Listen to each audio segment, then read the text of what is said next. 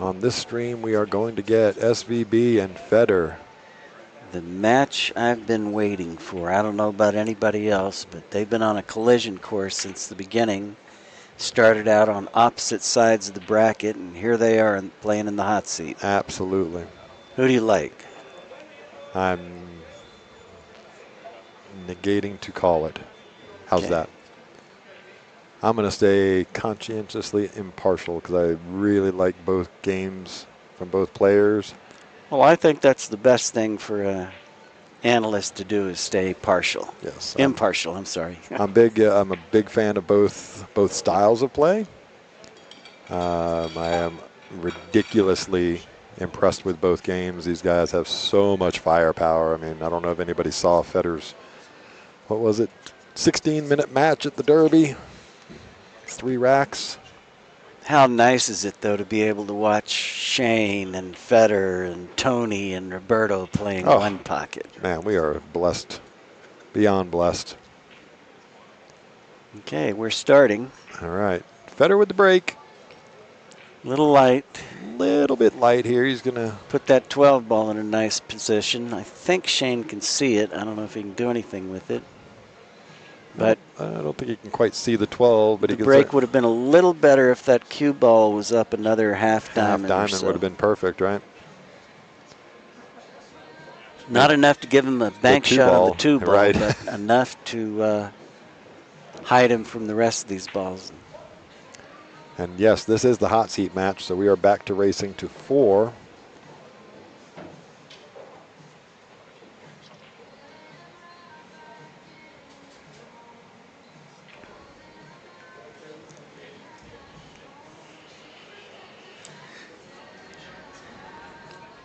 Just off the 5 behind the 12, maybe? That's what I would do, but I'm not going to second guess Shane. Oh, no, he was firing to clear the... Yeah. But he's going to go ahead and make a ball in Federer's pocket. And I think that was a worthwhile shot. Yeah, I mean, he... Federer's break got a lot of balls. Shane's in a little bit of trouble, and so he cleared the balls away from the pocket.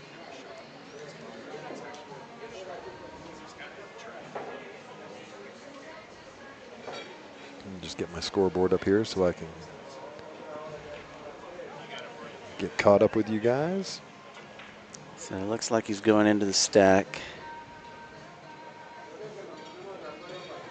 Well, look at the difference in the way Federer feathers the ball and everybody else does. Everybody else, yeah.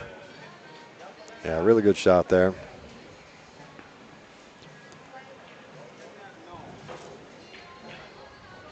Well, good afternoon to everybody in the stream. Welcome, welcome, welcome to the match we've all been waiting for today. The South Dakota Kid and the Ghost. And Tony and Roberto are just off to the races on stream 2, so tune into them if you want to watch them, or both. Click the like and subscribe on both pages, please. Yeah, just... Oh, risky, risky business there. Yes, but awfully good execution. Yep. Yeah, if he catches that 4 ball, the 5 ball. Oh, you're right. It's not hard to hit underneath it or go past it or give up a shot. But he went directly into it.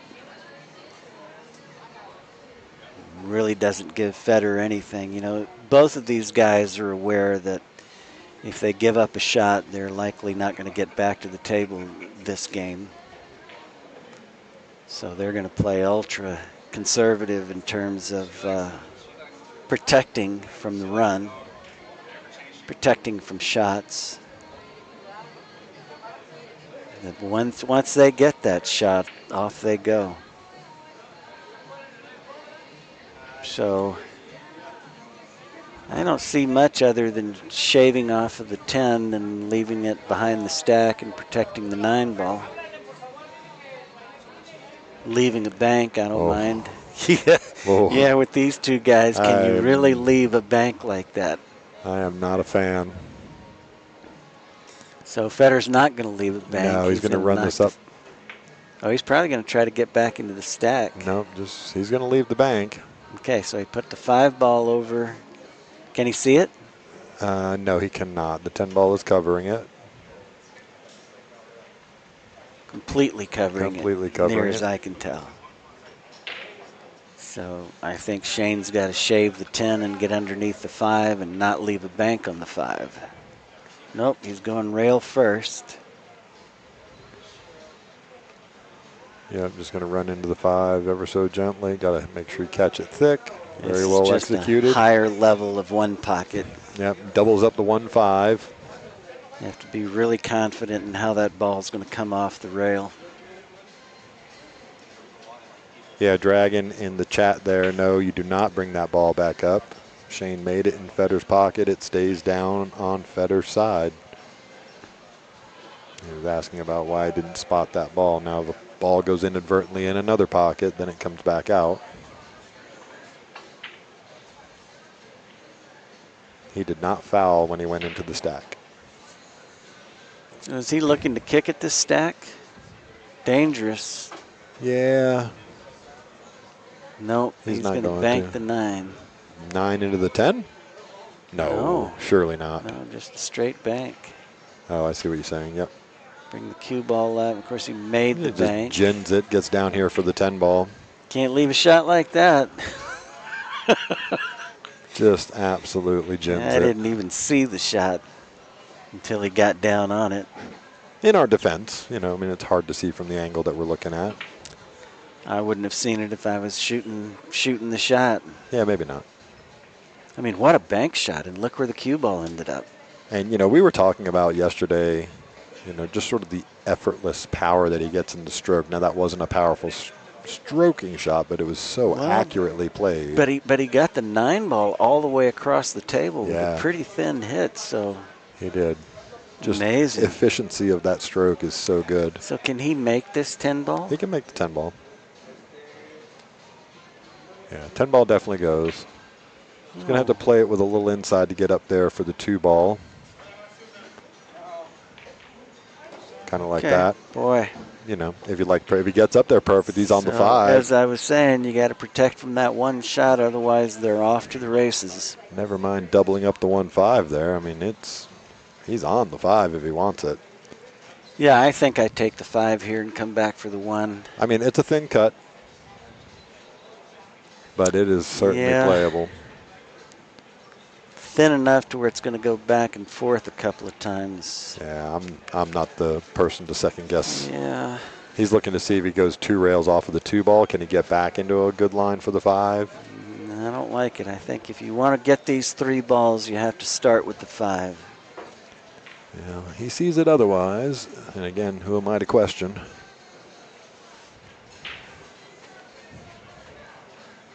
Well, that's the way Federer lined shots so now he's on the up. 5 ball. He walked back and looked at the 5 ball. He just needs to go straight back and forth. Found that point. Oh, he's even taking the stack. Look at how, now that's as high level as it gets. He looked at it to play it with a little bit of inside, run into the stack, kicks the cue ball back up the table. Oh, yeah, I missed it. Let's see. Okay. I might have caught it. Let's see. We'll look at it from above. I don't think he has a shot from here. Yep. He might have got a little unlucky with the way the 2-13 ended up, but let's see. He plays that perfectly. He definitely played it into that stack as well, coming off the second rail. Yeah. Trying to open the balls up. Trying to go 8 and out. They don't want to settle for 2 or 3 or 4. They want to get all 8 and keep their opponent sitting. So he's looking to which way the 13 is going to go if he spins this 2 in. Yeah, so he should be able to spin it in. 13 is going to go towards Shane's pocket. And the cue ball should go to the rail, possibly to the side pocket. Got to be careful here. Not too much draw. There you go. Look, just drifts it perfectly. So how many balls does he have? He currently has 5. So make that playing 6. for 3. And does the 6 ball go? The 6 ball, let's take a look. See what the overhead doesn't look like it does. So he's going to have to either play for the 13 or go up for the 1. For the 1 ball. Surely he goes up for the 1. Oh, he's looking at the 13 though. No, can you give me a bottle of water? Yep. So So this is professional shape. Got half a diamond to get behind that 13 and about 15 degrees that he can allow. Playing for 3.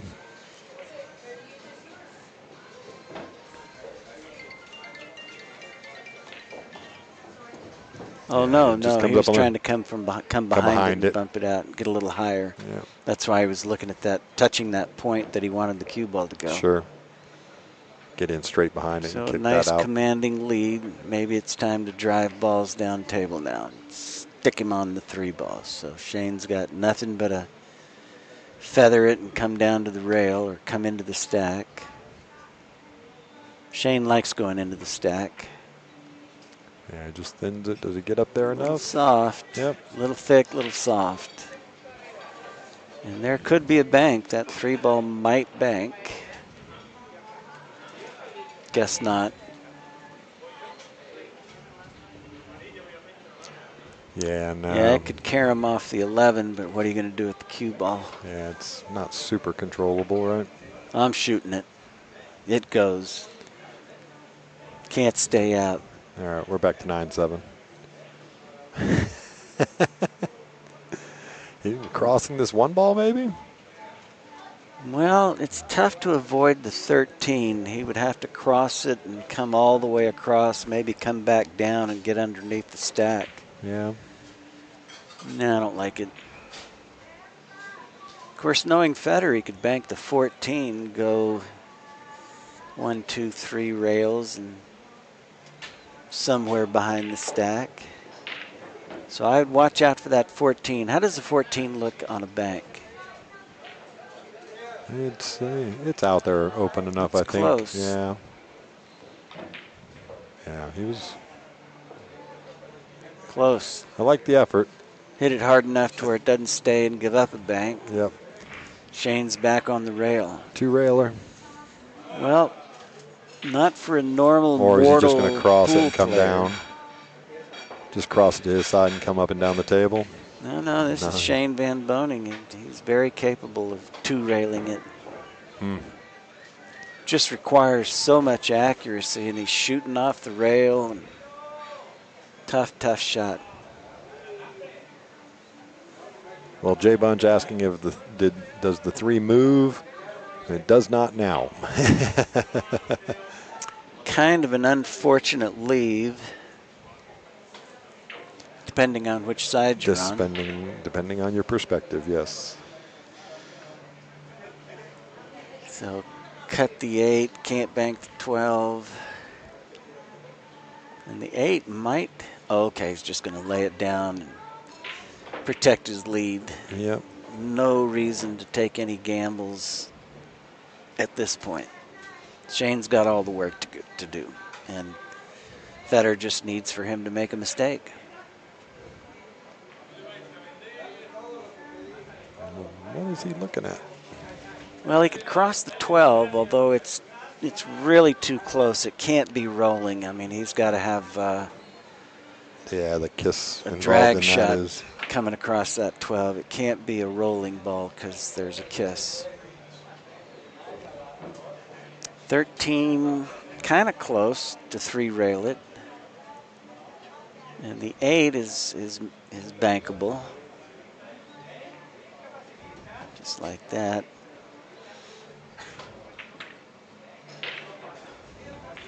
So did he leave Federer a bank on the 13 or the 12?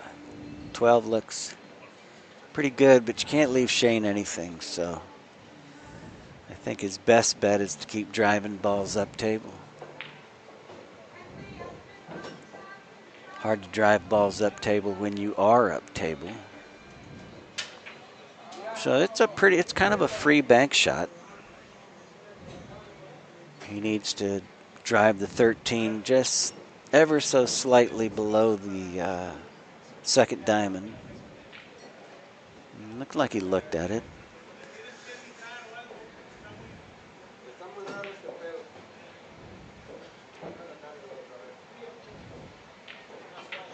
Is Tony already out? He gets that look. Do I need to make any more?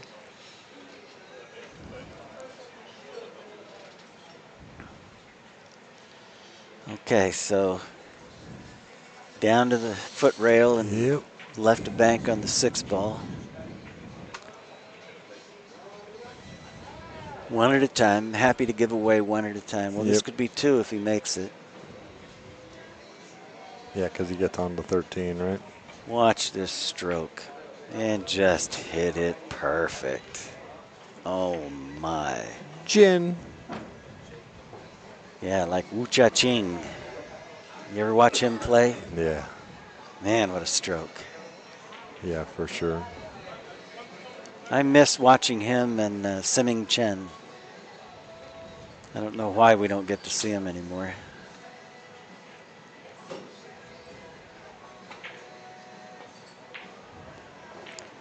Nice stroke Okay, there. and I think the 1 goes. Yeah, he certainly played for it, so. So is Federer going to end up regretting leaving Shane that 6-ball bank, length of the table 6-ball, which I don't I would know. leave just about anybody. I don't think the 1 goes. Maybe the 3 goes off of the 1. And not a 4-3 combination. That's what I'm saying. 4-3. That's. So you think the 3 might go off the 1? It's possible. I'm not saying Yeah. it is, but the 1 ball I do not Problem believe is goes. the 4 is going to hit the 11 first and then come down, which probably helps make the 3 off the 1. Makes the 3 off the 1. He's just looking to see where the other balls are going to go. I think he's playing your shot. The 1 ball does not go.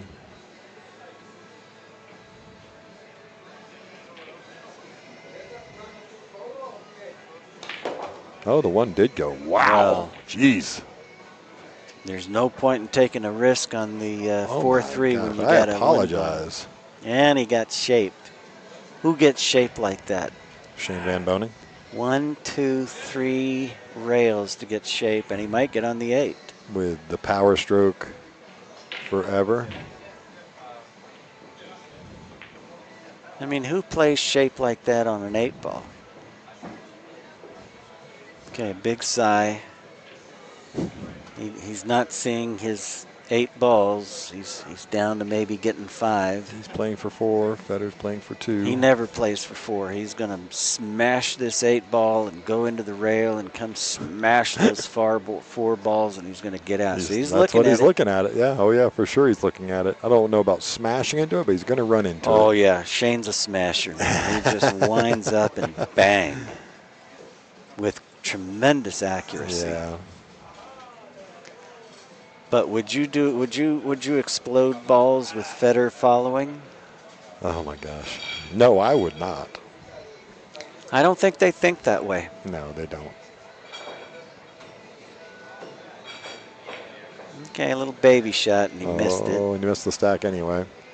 So he's probably happy you did that. He's going to leave the so bank. how does the 3 do off the 4? Or the 4 off the 3? The 3's pretty close. It's pretty close to going off the 4. If I had a way to hide after shooting it, that's what I would shoot. But you can't risk that with Shane. So he's got a pretty easy bank on the 8, no risk. Ought to be able to get it in the jaws. Do we have any pool players that we call jaws? Oh.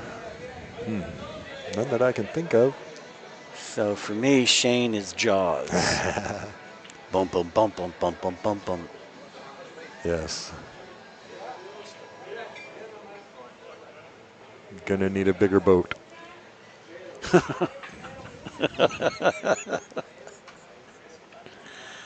Jeez. How can you not be entertained watching that go on? That's crazy.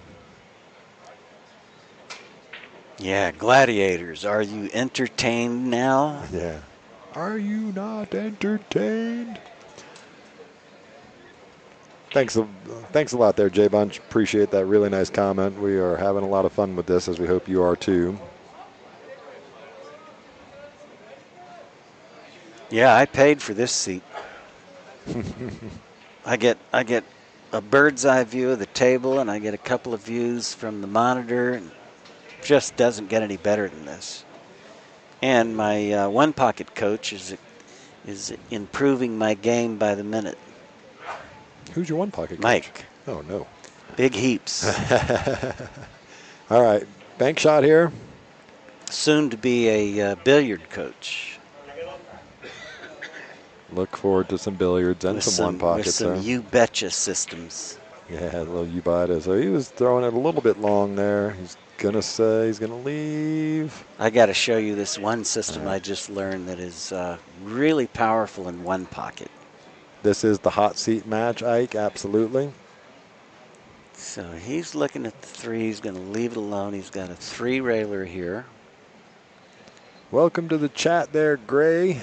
Gray 9-ball in the chat. Welcome, welcome, welcome to everybody. While Shane's looking, he's thinking about the 14. He's going to bank that 14 just like Fedor did. Looks at the angle, see where the cue ball is going to go. Ain't no way. I mean, pretty- you got to hit that so thin, so hard to get it just to go. That's not too bad. You remember we were talking about effortless power? 70 degrees. He has this also. If you didn't notice that one other shot, you know, where he goes. Yeah, but he also has power with effort. And accuracy. 3 rails on the 8-ball? I don't know. And leave it on the rail. No. Yeah, no, he's Just just make gonna it. knock it in Yeah, and say, here, play I'm safe. going to leave you straight in. What are you going to do with this? Because it's a scratch either side. I know he saw that. And a lot of times the play is to go 2 rails into this stack Yeah. and hope you get a rail. Oh, that's right. These guys don't hope. Hope is not. I might go 2 rails, but they're not going to go They're 2 not. rails because they can feather a I ball. was going to say, you've seen him feather the ball, right? Right from the end rail. Yeah. On Frozen to on the the dead rail. center line, yes. So easy to miscue when you're shooting off that rail, the top of the ball.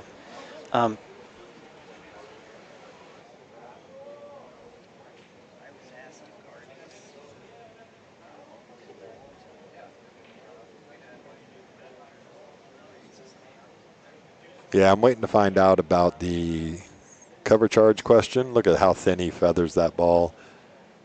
Gets a little unlucky that the cue ball catches the point of the side pocket. Going to leave the... Don't think the 14 cuts in. Just Shane was taking a look at that. I don't believe it does. So he's going to end up having to cross this 4-ball. Cross the 4-ball, go straight up and down the table maybe. Or maybe just going to draw off the cross and get to the bank on the 14. Oh, he played it for the stack. Look how good he hits this shot. Oh my gosh, how good does he hit it?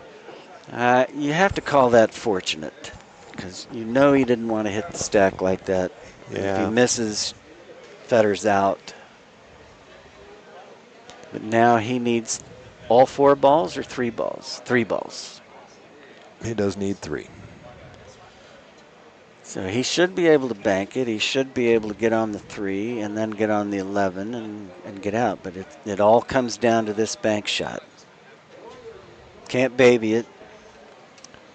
Yeah, you can't back off of this one. Accuracy requires a medium stroke or better. He's winding up. Playing for 3. Nice little punch stroke. Sent and it long. A little long. Look at that thing roll out. Oh my goodness.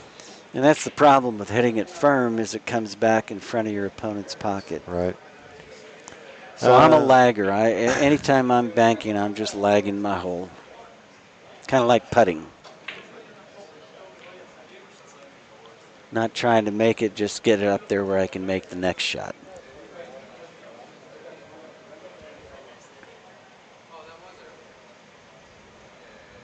Well, that could have gone either way. Federer's got to go. I'm wrong again. I thought up and down. Yeah, no, definitely onto the 14 ball. Do they both ball. go in? The 14 does they all for go sure. In. Okay. And who's breaking? Shane? It is Shane breaking, yep. All right, so Federer strikes first. So let's see. He Shane had a straight-in bank shot, and he wasn't timid about it. He hit it pretty firm, and yet it opened up and went long on him. That might have been the effect of the draw. He put a little bit of draw on it.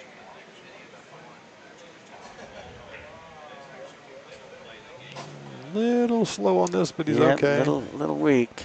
And I noticed that. I got out on the tables after I talked to Brad about how he had washed them with woolite that Ernesto had shown everybody. Yep.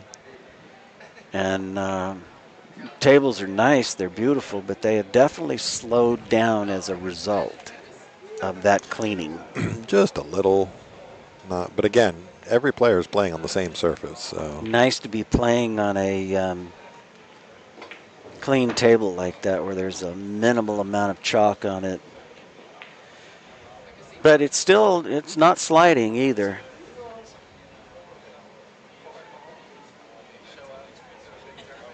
That's probably why we've seen a number of balls hang up in the pocket.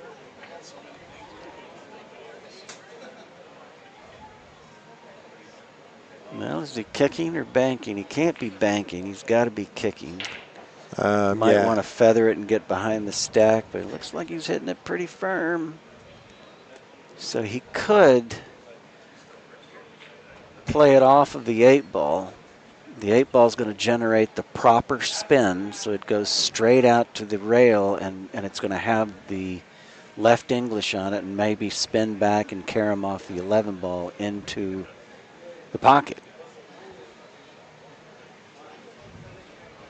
That's the only thing I can think of that he might be considering with this shot.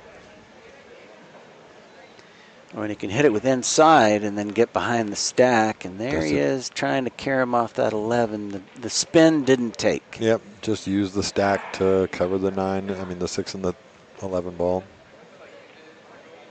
So yeah, just to confirm, the cover charge for this weekend on Saturday morning is $15 a day, or you can buy the full 3-day pass for $40. A bargain. And we'll give you a discount if you can prove that you had 5 likes this week. All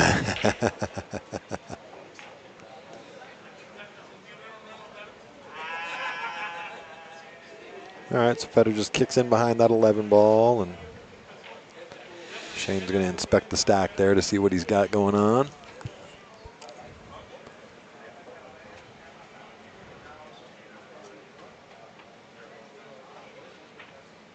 Okay, a little feather off the 6. Oh, I think he was looking to get a little further down. I don't know if he's trying to get to the top rail. Maybe. Sure. You leave the 11 ball open, though. Well, the 11's tough with the 6-ball there. You can ticky it and just kind of hide behind the 2 of them. I think he can actually come in behind the 11 if he wants. You think? Yep, I think he's got plenty of room to come in behind. Well, and he just gave him the ball. Yep, okay. These guys just don't know that ticky shot. Or they don't like it. Or they don't like the controllability of it. Banking on the 5 ball. Didn't take the spin. Or is he coming off the 6 ball? I don't know that he had any spin on it. Yeah, maybe he was just trying to play that off the 6 ball. I don't know. Pretty high level shot.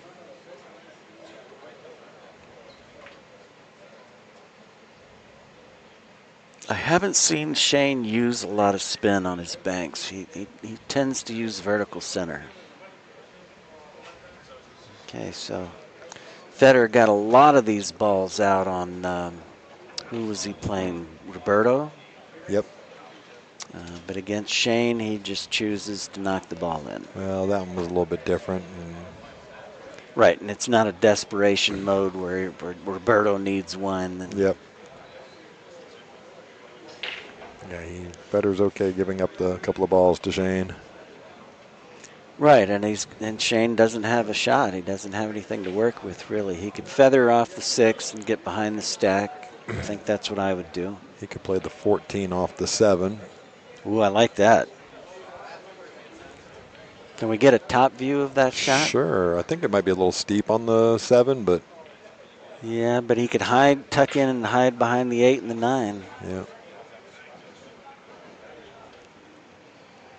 Yeah, he loves that feather shot behind the stack, and he likes to get into the stack. Yep. I've watched him, just bury the ball in the stack for years and frustrate his opponents.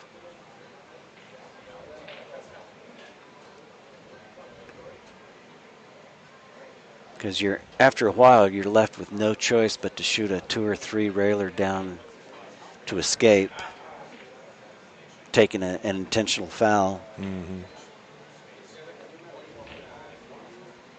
Is he looking? No, he can't be looking at the 7. The 10 is available if you're really, really confident. Oh, for 12 ball. Oh, and he's looking at the stack. There he is, the Tony shot. Can we see an overhead again? I don't think that goes. He thinks it goes. Right? What's he looking at? The two off of the 9-8 into the 14? No way. No. No. But he could be looking at the cut shot. But he did come back and look at that line. He did look at that line. I think his best shot, if he wants to be aggressive, is to play the 12 ball and then go 3 rails and come back to this side of the table. And as I look at it now, I think the 12 just doesn't go. It's too steep of an angle after he hits below the 15. And he can't bank the combination. So he's back to looking at this 14 ball, I guess. This is all or nothing. Oh, look, between the 8 and the 14. It was really close, and look where he left the cue ball. Yeah, he. So can Shane cross the 14? It's close. I don't think he has enough to cross Almost the 14. has to back kick it. Yeah. What a shot. Yeah, pretty good. Did you get us a replay? I did not. Okay.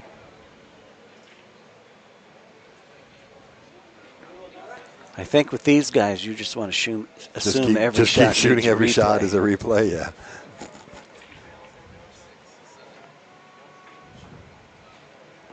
Oh, we could see it.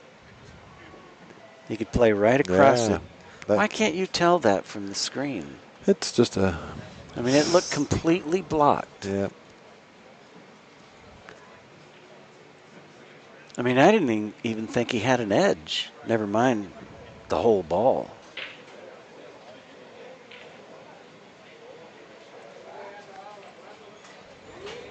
Okay, so now we have to deal with the incredible accuracy. And both these guys placed real high in the banks, so they're tremendous bankers as well. They could have easily won those events as well. Oh, at Derby, yeah. And maybe Federer did win the banks, did he not? Yes, he did. I will tell you here in a second. I know I watched it. I just don't remember. Well, we know Shane won the 1 pocket, and Filler won the 9 ball. Mm-hmm. And he got a shot. Oh, no, he was runner-up. Justin Hall won the banks. Oh, that's right. I remember. It was really close. Yep. And Justin pulled it out.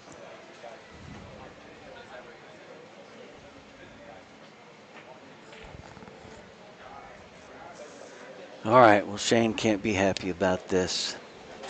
He really didn't give him anything. He played a really good shot crossing the 14. And Federer has turned nothing into something. All he has to do now is figure out how to make this 6 and get shape on. I don't know why it's so difficult. Why can't you just spear it and masse it back for the 2 ball or the 14? Can we get an overhead again? Sure. All right, get that replay button ready. Yeah, so it's a little tougher than I thought. The 2 is down maybe too far. for him to get in there and get that 6 ball. Oh, well, that's what I was wondering in the first place. Oh. He wanted to get the Maybe shape on he the. was thinking that he needed to get high on the 2 so he could get back on the 14. Yep. But no problem. All he has to do is follow the 2 and go up table and get on the 10.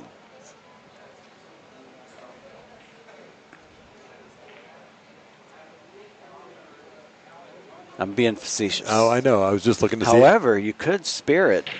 Does he have if enough you to had a draw mind it up past the 14 ball? You know what I mean? Stun it up to the 10. Yeah.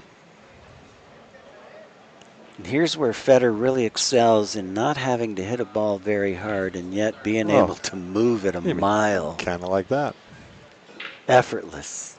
Okay, so he could be out. It's certainly again within the realm of possibility for sure. All right, he's got 3. Yep. Shane has 2. Scores 1-0. And I'm assuming he's going to go into the stack here and try to open them up. He's going to hit the 13. The 3 moves out. The 4 moves out. The 9 should be right there. Oops. What do How you mean? sweet was that? Opens him up and goes to the rail and back out. Does this guy play straight pool or what? I think he plays every pool. I've never heard of him running 500 balls or anything in straight pool. No, I don't think he does it as a specific. And he doesn't run 200 a day on 4-inch pockets like Joshua.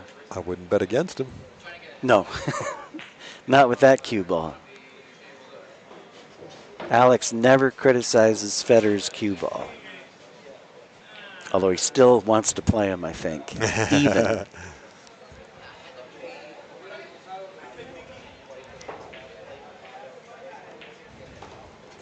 Okay, pretty nice. I didn't see that bumping into the 9. Yeah, just bump into the 9 there. What a sweet stroke.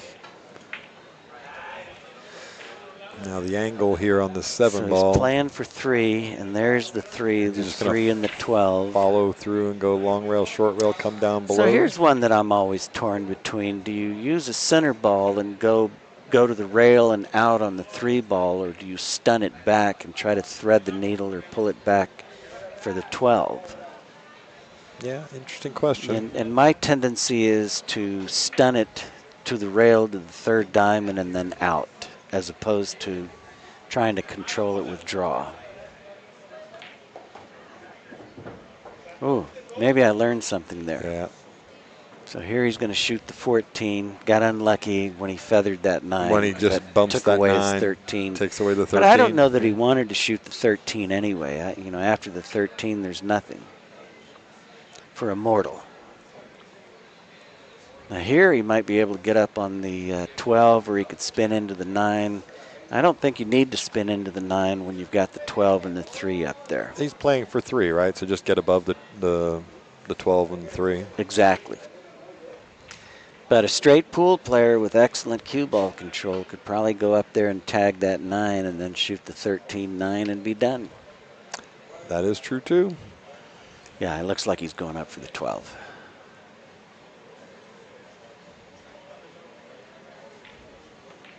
And maybe go all the way down table and then up. And he has not quite perfect, but a pretty good angle on the 3 to get back on the 12. So Playing for I think 2. he's the favorite to finish here. Just a stun center right. No. Yeah. Is he done? No, just take. Oh yeah. Did I miss one? 1, 2, 3, 4. Yes, we did. My apologies. My apologies. I don't know where I missed one. Well, I was counting balls in his in his rail. I was too. Down there, so maybe there was one hidden in the drop box. All right. Well, Federer takes a 2-0 lead and now has the break. So how's Tony and Roberto doing? Have they gotten through the first game? Can you tell from the score? I cannot tell. They do not use the beads up there, and they're not keeping score. There's 2 beads up there. I don't know if they're using them or not. Maybe they are. No, I think they're still in the first game. Does anybody know that's on the second stream? Chat? Yeah, let's see if somebody let us know in the chat if you've been watching that second stream. I can't see the table from here, so. Okay. All right, so nice. That's a very nice break. Froze to the rail, 2.5 diamonds up. Yeah. He can't see anything. So he almost has to come underneath the 3 and then try to get under and behind the 2. Ticky in behind the 3 and let it run out behind the 2. Yeah, so I don't know if it's a ticky shot because that 3, I don't know how far away from the rail the 3 is. That's about right. Pretty steep angle, though. Yeah, For steep a ticky. angle. Tony is up 2-0, Adam says.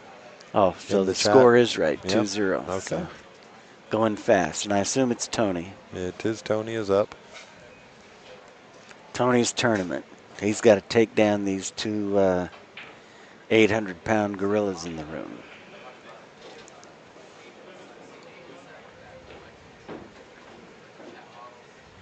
Fortunately, he's a 1,600-pound gorilla, so Right. I don't think he's worried about it.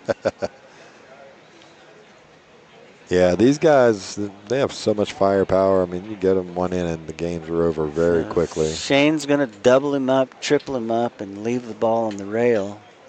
Didn't quite get to the rail. And we're already at 2-0, so.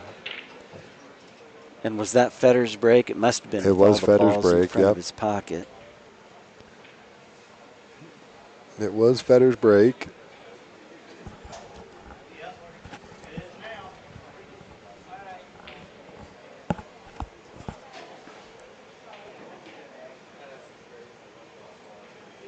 Yeah, Adam, I think Tony's actually lost a little bit of weight there with what he's been going through. So, but yes. Oh, I was making no reference to anybody's weight. No. Adam made a comment in the thing that the jersey makes Tony look thinner.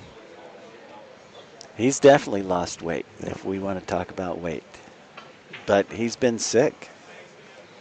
Dang Dong in the chat says, fire the combo, Federer. He's not doing that, but he might have found something in the stack there. Well, or he could just move more balls over to his pocket. Yeah, so he moves the 5 ball over, comes back to the rail. Yep. And so here's my favorite ticky shot. Which they don't shoot, so they're going to shoot, maybe kick the 2 out, maybe look for something in the stack. He's looking at the ticky there. I think that's the shot. The only problem in exactly what he just looked at with the ticky is the 5 comes off of the 12 ball and might he's make gonna the leave 2. The 3 ball as a break. Well, but he also might nudge the 2 towards the pocket No, before the cue ball gets there. I understand, but you're right. It goes right at the 12 and right at the 2. I agree. And let's say the cue ball gets there first, and then the 2 ball pushes it in. But I think if he hits it that hard, he's hit it too hard, and he did. Oh my gosh! Word. No, that's no good. No, he didn't want to do that. Where's Don Meredith when you need him? Yep, you can see it on the face and the expressions and the demeanor. Well, here's a guy that is completely capable of running 8 out from here. We're going to have to show these guys the ticky shot. That's all there is to it. No, I liked his idea because he thought he was going to be able to kick and stick and clear the 2 ball. Oh, I see. He thought the 5 was going to go into the 2. Yeah. Across the top, and the 2's not going to come back and hit his cue ball. I mean, I don't like any part of that. And I want to go back and look, in a second just to see. I did record it. I want to see if the 5 goes between the 12 and the 2. You know what I mean? Okay, so he's tree-topped. Let me just take a quick look at that. I wanted to see where that. Yeah, the 5 just goes right between them. I mean. But just suppose he hits the 2 ball. What does the 2 ball do? It comes right back at the cue ball. Yeah. Or it goes straight up the table, one or the other. Maybe. But that was the risk he was taking. Yeah. I don't think he was playing to kick it right, between and the of course goalposts. the problem with the ticky is you haven't gotten out of trouble. You've just lived to shoot another shot. Right. So you shoot a ticky when you can move the ball out, escape, and do some damage. Tuck a guy underneath the ball so that he has no reply. Right.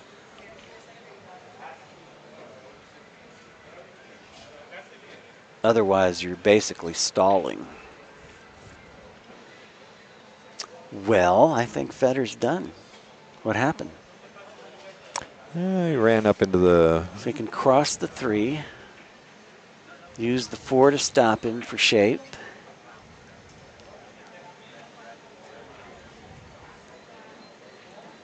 The problem with crossing the 3 is the bank wants to really open up, so the bank might not be there. I think it is, though.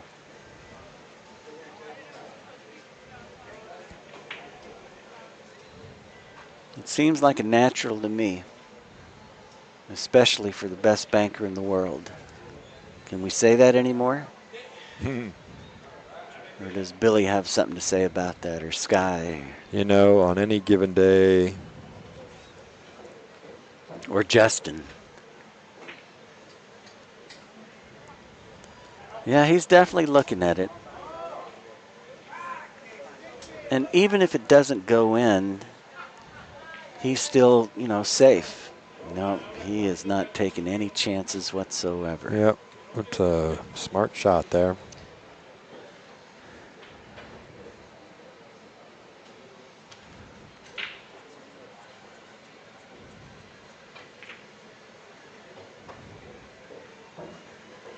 Well, they're just not going to do anything aggressive until they get a good shot, evidently.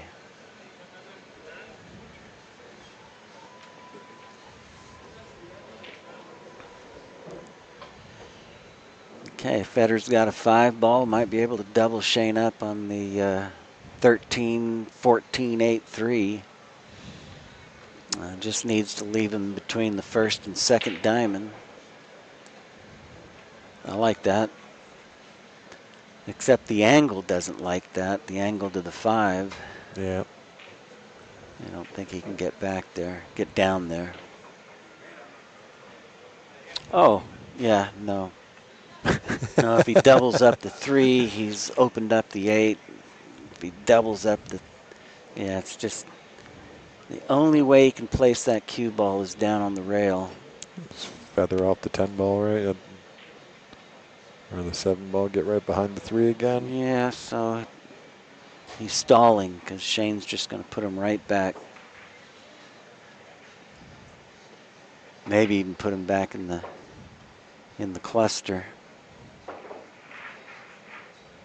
No, going to leave him on the rail and leave him down. I don't know if I like that because if he leaves Federer the 3 ball, he's not even close. The 10 ball covers that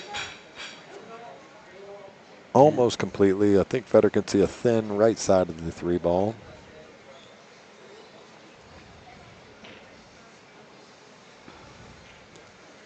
Well, I don't like thinning anything off the bottom because of that pocket. Sure, I understand. So maybe shoot through it and then go 2 rails behind the 3. Shoot the 10 into bank the 3 ball? No. Hell no. Why not? That's what Shake would do. If I think Shake will shoot a shot, it's the wrong shot.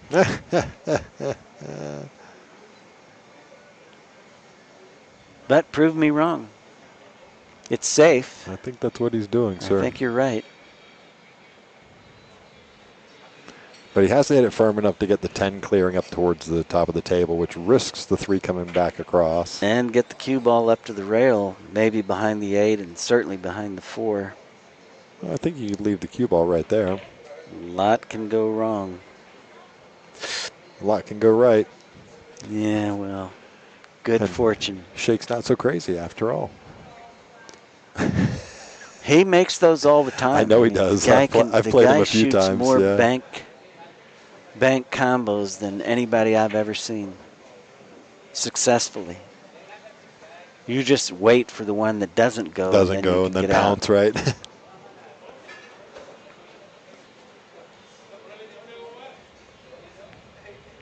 Although he's getting pretty good at running 4 and 5 balls. Absolutely. Last time we played, he ran 3 and 4s. And I love the way he describes the various pool terms in terms of a snooker player. He talks about cannon shots. I thought he was saying carom shot. But there really is a term, cannon shot, in snooker. In snooker, absolutely. Is he going to get there far enough? Okay. I think he had a bit of a moment there where he might have thought he underhit that.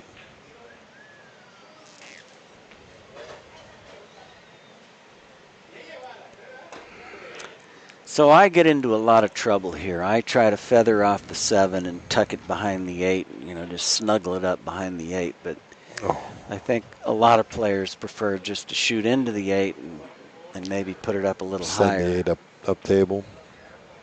Maybe push it up by the 10.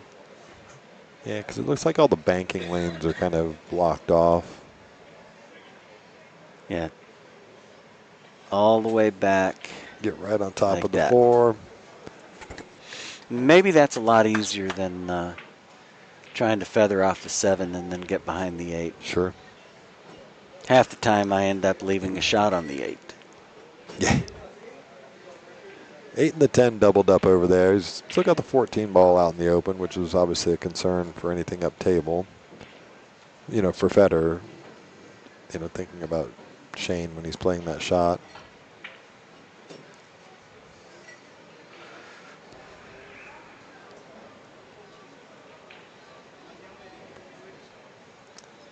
Well, he's down 2-0.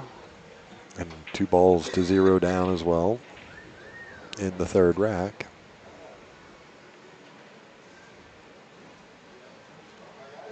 Probably stick it right there. Nope, he's going to leave Federer this long cut shot on the 1 ball. I don't think that's a good idea. So he looked at it to see what it was going to, what the cue ball was going to do. Yeah, coming off of there, I mean, it's going right at the 11 and 7, so he's got to make it if he shoots it. But boy, if he makes it. Yeah, I don't like his chances. I'll make sure I let Federer know later. And the 15, I don't like that either. I like the 6 ball better than all the other shots. Well, because we don't shoot the same level that he does. He's looking at something crossing the table. Crossing the 8? Well, he came to my conclusion. Those are too tough and too much risk. Yeah, for sure. What a shot. I mean, look at the cue ball control. Look at the distance he was shooting. Yep. He was elevated off the rail, and he just sticks it within an inch of where he hit it and opened up some more balls, drove balls away from Shane's pocket. What an outstanding shot. Yep. So that's a shot that the pros can execute fairly consistently, and if I try to do something like that 9 times out of 10, that cue ball is going to get away from me. Especially elevated. And he doesn't hit it hard. Right. Did you notice that? I did. Again, just nice, strong, positive stroke. Which gives him a lot of control over where the 8 ball's going. Absolutely. Well, so they're on another game with Roberto and Tony, so I think Roberto might have won a game. It still says 2-0, though. Up on the counters, yeah. Okay, Shane just keeps giving Federer these easy shots. I don't know if I'd call what the hell? Easy. What shot are you looking at? The way you speared that 8 ball, go ahead and spear this 5 ball. I don't think the 5 actually goes through the gap. No, I don't either.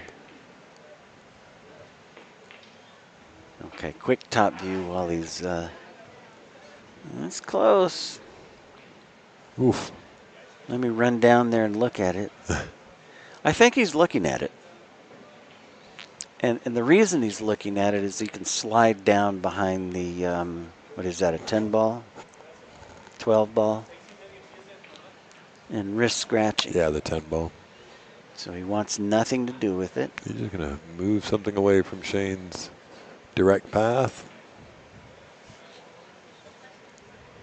So cleared another ball. I don't know if I Containing would shot. call that moving it over to his side of the table, but he No. sure took care of that cue ball.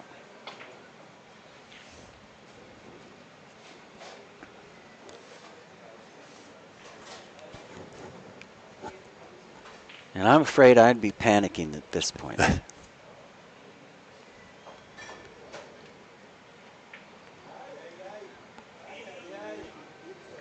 Out of patience and trying to make something happen.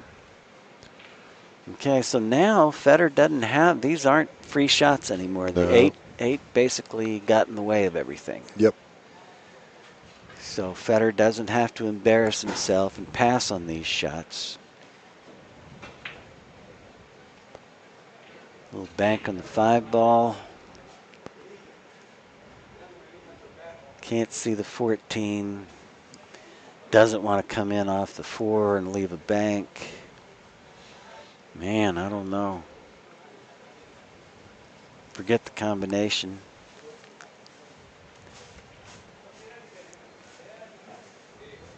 Yeah, so 5 seems to be the only option here.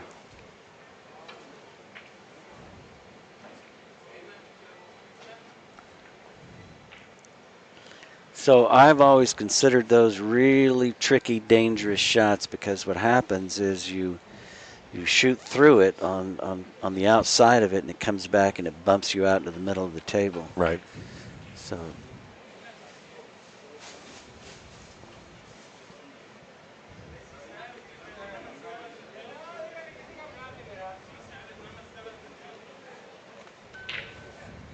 but he's found a spot that Shane is uncomfortable with. Oop, here he goes. That 2 ball close to each other carom shot. 4, 5. Uh-oh. I don't know. I think he was just trying to cut the 5 ball. Yeah, but look what he's left. Well, with hindsight, I'm surprised he missed that. I'm sure he is too.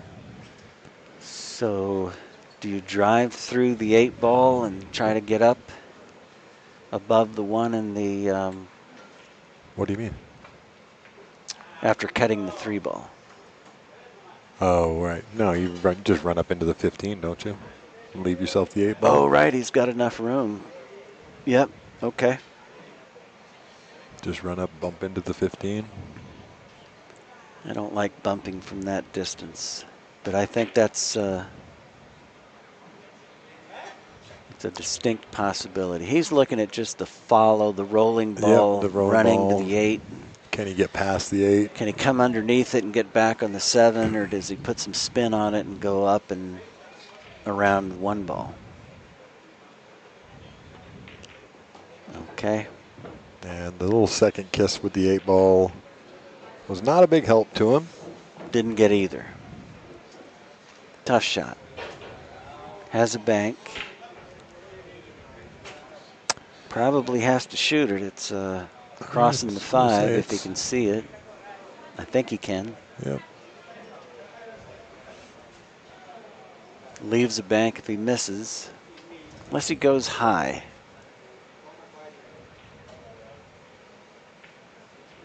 So if he goes up for the 9, I don't think he leaves a bank. If he plays for the 7, then got to make it. Yeah, can't quite tell. It's just not quite Yeah, clear it's enough. almost close enough. Oh, Dude. he could shoot the 9 straight. What's wrong with that shot? I don't think Can we see the top view again? Yeah, I think he can shoot the 9. Oof. I think he runs into the 5 and pushes the 5 to Shane's power it. pocket there. Yeah, it looks like that's what he's shooting. Crossing the over 5. and getting back on the 7. Perfect. Well, it better be. And that should probably do it. They're kind of open. Playing for 4, and they're all right there. Well, 3 of them are there. Well, once you make the 6 ball, you've got the 15, so. Yep, agreed. The 1 still does What not could go go past wrong? the 15. And he's got a funny angle on the 7. Can you draw that past the 9, or do you have to follow it? No, he can draw this right up between the 9 and the 4. Okay. Now Same thing. he might play the 6 this time actually and just roll over into the 1 ball. Then he gets the 15, then he gets the 9. Not a chance. But you're right. If he's too high on the 9, it's hard to get shape on that 6, and he may not have any choice. But if he can draw off the 9, he can get back up for the 6. Maybe, I don't think the 10 goes. It's close. So these are 4.5-inch pockets there, Paladico. Oh, that's right. In the chat, yes, they are bigger than the Derby pockets. Derby, I believe everything there was 4.25. Oh, I think the TV table might have been 4 1/8. Okay, so just drew it back for the 6, and then he's going to tap that one, like you said. He'll get a shot on the 1 or the 15. Yeah, but he's going to catch the top side of the 1 ball. Yeah. I'm worried. I'm kind of worried about the scratch. Yeah. He's not taking any chances. He's going to go 3 rails. 3 rails and come around for the 14.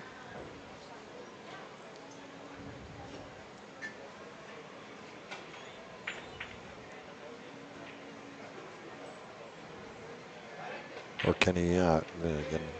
He's rolling, so. I hate guessing it, but Federer's very hard to predict because he will.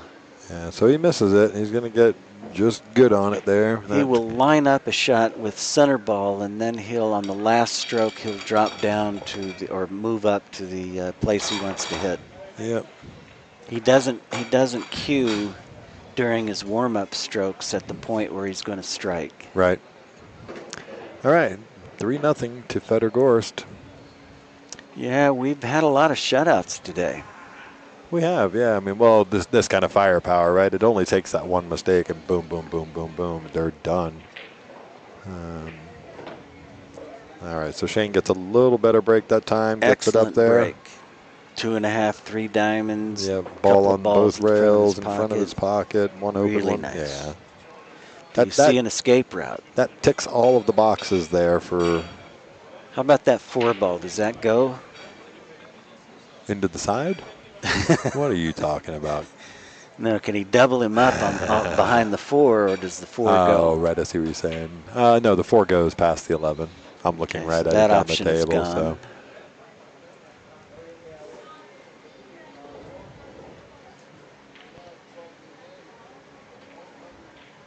Okay, very nice. Tucked underneath the 7, yeah. left nothing. Maybe a bank shot. Yeah, he's left the. Shane's going to play that little weird twister one that you haven't figured out yet. No. I can make this ball. I can make that shot. Oh, he was just playing it as a containing. Let's get it down by my pocket. Get Federer in an awkward spot up there on the top left. That's not a weird twister problem. No. He wasn't shooting the twister. There's he was no shooting the cue ball that time. There's no chance of a kiss. You just have to figure out how to get it to twist a little bit. And that's all center ball. And it doesn't twist when you follow it like Shane did to get it down in the corner, the upper corner. Wayne just letting us know that Roberto and Tony over here are hill.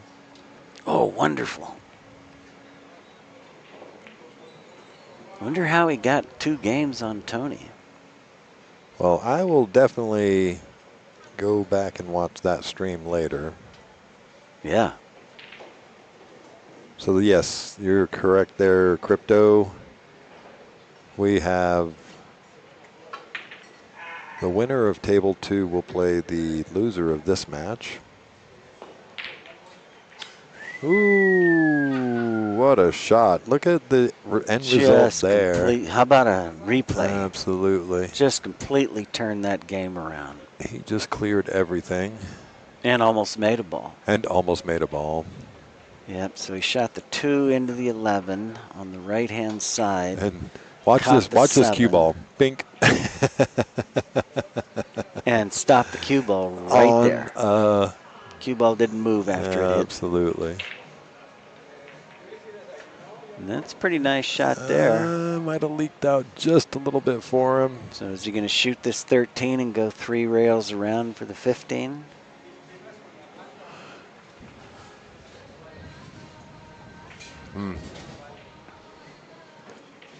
You probably prefer to shoot this shot with outside English, not inside.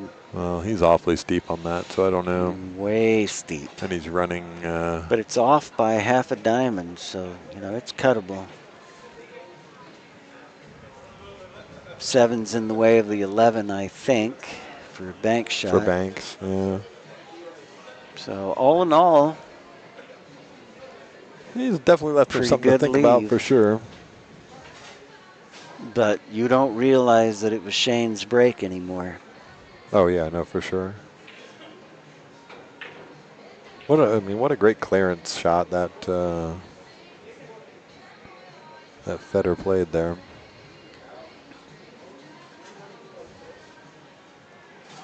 All aided by the accuracy with which he can hit that shot. Sure. Long, straight center ball shot.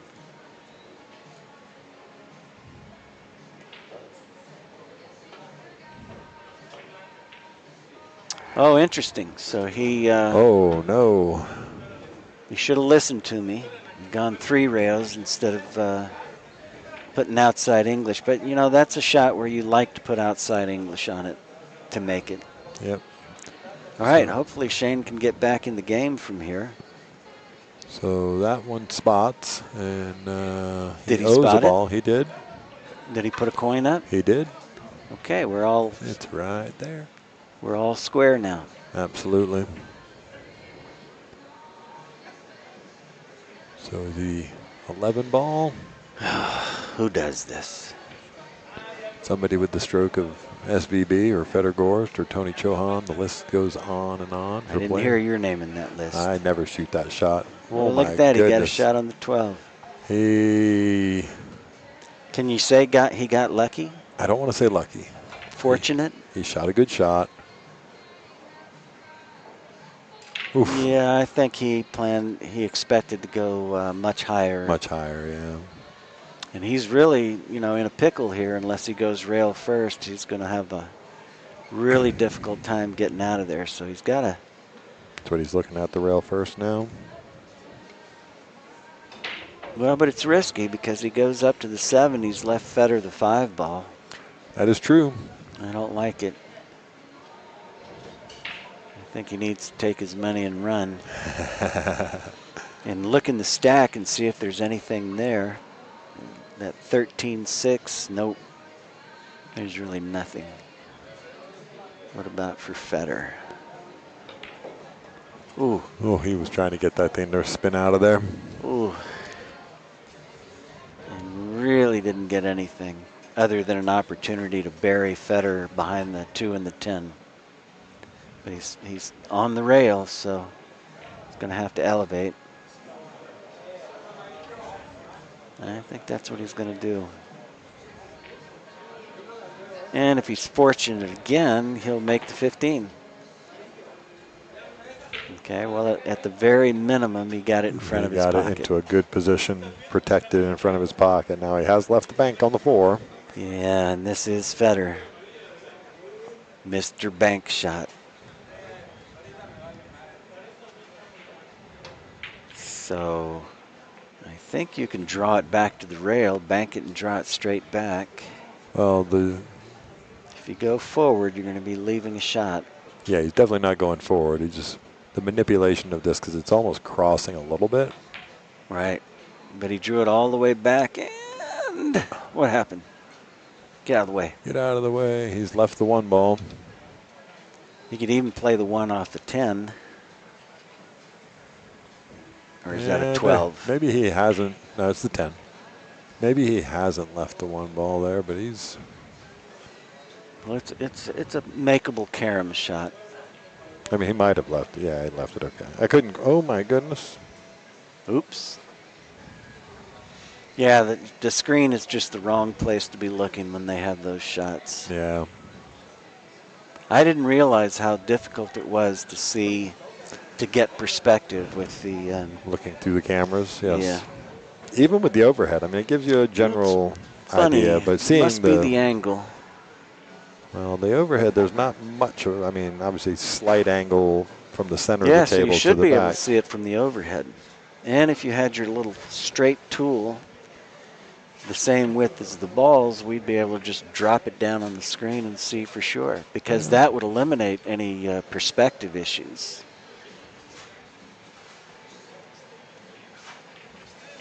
There it is. Yeah. And I assume you can tell when I'm speaking tongue-in-cheek. Yes, of course. I don't have to stick it in there to show you. I figured, yeah, please no. I have figured out over the last day and a half, 2 days now, sir. A lot of tongue-in-cheek. Absolutely. I spent 15 years in New Jersey. Where is that Jersey guy? He was out there a little bit ago. In fact, a lot of people ask me if I'm from Jersey. No, I'm not. I'm born and raised in Texas. Now I'm back.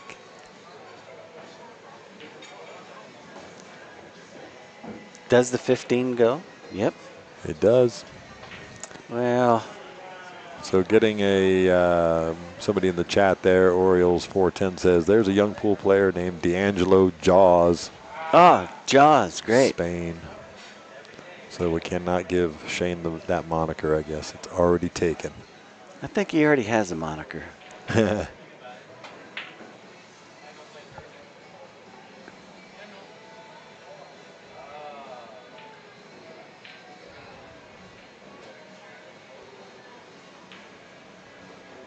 Trying to bump the 5. Yeah, I definitely was trying to nudge the 5 there. Okay, so let's see if we can get the ball count right this time. There's 5 down. That means there should be 10 on the table. Is yes, there?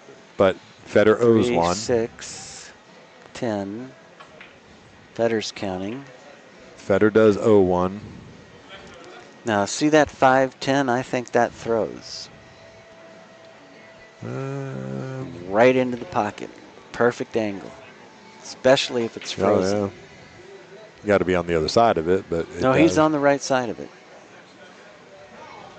No, I think you need Just to throw straight into the 5, and the 10's going to throw down to the corner pocket. But again, I this think it's is already the lined camera up here. view. Really, how the hell do you see that? Where's your pin? I don't think so. Yeah, ask Shayla, but I don't think so. Oh. No. They're going to play one more. Yeah, that's my belief. Okay, 4. So, and notice the shape he got. He didn't go to the rail. He didn't go too far. He's about 12 inches from that 13. Yeah, so you're right. If it points down to the bottom of the pocket, to the bottom rail, then he's got to get underneath it. yeah, I believe so. He's just going to nudge it there and hope. I don't do stuff like that. I just break them up and shoot them straight in. That's what he was doing, but he didn't get fortunate on that. So, well, this could be the turnaround. So he can shoot the combination and double Shane up. That's an option. He's not even considering it. He's looking at just playing the 1 ball and putting Shane in a position where he can't cut the 10 ball. Yep. So we do have somebody else from New Jersey watching. Georgios Pavitic says New Jersey watching. All right, Jersey. Mad Props agreeing with me that combo was already pointed low, so we needed to be below it. Nice shout out there, Mad Props. Glad you agreed with me. It was definitely low. Well, I had to take a straight edge and line them up to see that. And sure enough, it does point at the bottom. You got a little rail. unlucky roll there on that. And just feels good about giving Shane a ball. I don't know. I think Tony could cut this in. That's therefore Federer's pocket. What? The 10 ball. Oh, you're right. That's going to Federer's pocket. Got to bank it. Dave Kruger coming in from Michigan. Appreciate you hanging out with us in the chat. Let's see what Shane's going to do. He's going to fire and bank this thing? Oh. Surely not. No. He's got to just be playing it up the table, right?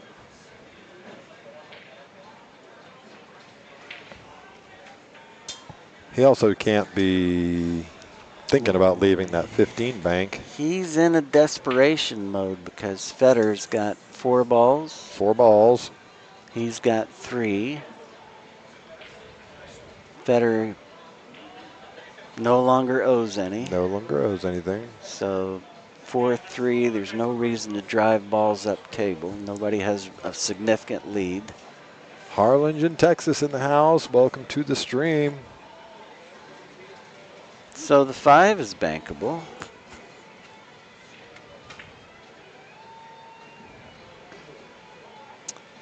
But what you really have to do is get the cue ball down there behind the 14.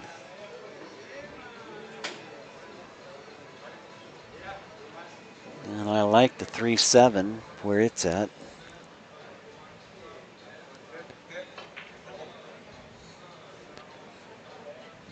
Well, he's hitting down on it. Maybe he's just going to drive. It looks like he's trying to bank it. Go into the 15 and hope he doesn't scratch. Oh my gosh, how much twist do you get on that ball? Well, that's why he won the Derby, isn't it? That's certainly a Isn't that enough contributing to factor. make you sick when you've got a guy like that? Make the 5 ball try and run into the 3. Nope, just going to come back out for the 15. You did get a replay on the bank shot, didn't you? I did. I have to save it, though. Let's wait and see. So the 3-7 isn't as good on the table as it is on the screen. On the stream, yeah.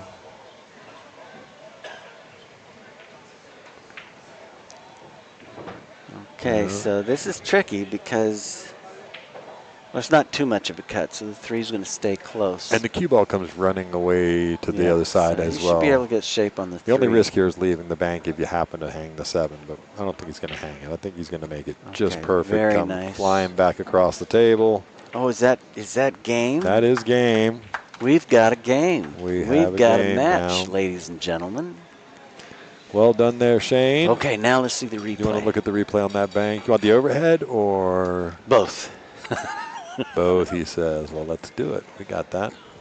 What a sensational shot. And he didn't scratch. No. There's a lot of scratch over there. The cue there. ball goes up and doubles the rail in that top corner. He didn't hit the 15 ball, and he couldn't hit the 15 ball, really. Oh, he used inside English. Did you see yes, that? Of course. That's what I said. He doubled the rail Cut on it this out. top. Pretty incredible, right? Really incredible. I mean, you have to know what that's going to do to the bank. Well, you know, he's played a bank or two in his time. 2.5 froze to the rail. I tell you, Federer's break shot is just dialed. Not bank shot. What is that? What I keep calling it? No, you called it break shot that time. So his break shot is absolutely perfect. Look how it's frozen to the rail. 2.5 diamonds up. Balls opened up. Looks like the 8-2 is a friendly combination. He would have liked to get one more Yeah, like to out. have more balls closer and out in the open. But he's not complaining about that break. Not at all. Not in any way, shape, or form. Because when he gets through with it, it'll be a lot nicer. Yep. I mean, where's Shane going to go? He can't do anything with the 1 ball because he's frozen to the rail. Ordinarily, Shane would be able to elevate and draw it underneath the 13, but can't do that. Can't do that. It looks like he's looking at the 2 ball. Does he have a full view of the 2? I don't think so. Well, maybe. No, I don't think he has any. You can see that? Yeah, I mean, I think he's got close. a full view of the 8. He has a full view of the 8 for sure. I mean, if he has a full view of the 2, then it's... And you'd have to be incredibly accurate to shoot straight through the 8. Just going to play this 1 ball and trying to run back down towards the 2-8. Is that what he's doing? Oh, no, he's just going to really contain here. It's just too tricky because of the side pocket. Yep. Just not enough room to avoid the side pocket and get down there. And get down there for sure. Here's your shot. Twist that in. No, sir. Half a diamond off the Not rail. even close. Half a ball Half off a the ball rail. off the rail. So that's what all those other shots look like to me. This shot right here. It's impossible. Well, let's see. No. I'm not even going to look. Going to put it in the hole. No. Oh, he went rail first. Rail first, yep. Wonder if that was intentional. I would think so. Landed off the point. That'd be An Efren shot. I think he was just containing where the cue ball. Cue ball, yeah. Yeah. And notice it's froze to the rail or close to the rail again. Tony wins over there. All right. So we're getting down to the big guys. Yep. But if it was 3-2, then Roberto was gave him all he could handle. Yeah, for sure. I expected nothing less. Starting to see some other faces in the house. I'm looking over, see Vitali and. So another high degree of difficulty. He had to shoot that 8-ball with extreme accuracy with a center ball, jacked, elevated, and slide that cue ball down there so as not to leave a shot. And maybe he did leave a shot on the 4-ball and the 2-ball. Yes, make sure Gray 9 Ball is talking to you. Smash the like button, subscribe, but definitely. So I like banking the 9 into the stack and trying to figure out exactly where I'm going to hit the stack and leaving the cue ball right there. If you leave the cue ball right there and you don't open up the banking lane on, on the 2-ball. Well, or something and coming other out of the balls stack. Are gonna open up, that's right. Why is he looking at the 3? Maybe to clear the 7. I mean, Tony shot a shot like this where he drove the 3 into the 7 and banked the 3 into in his pocket and cleared the 7. Yeah, but that lane is completely closed, obviously, and not a shot that any other mere mortal would take. You can make the 13.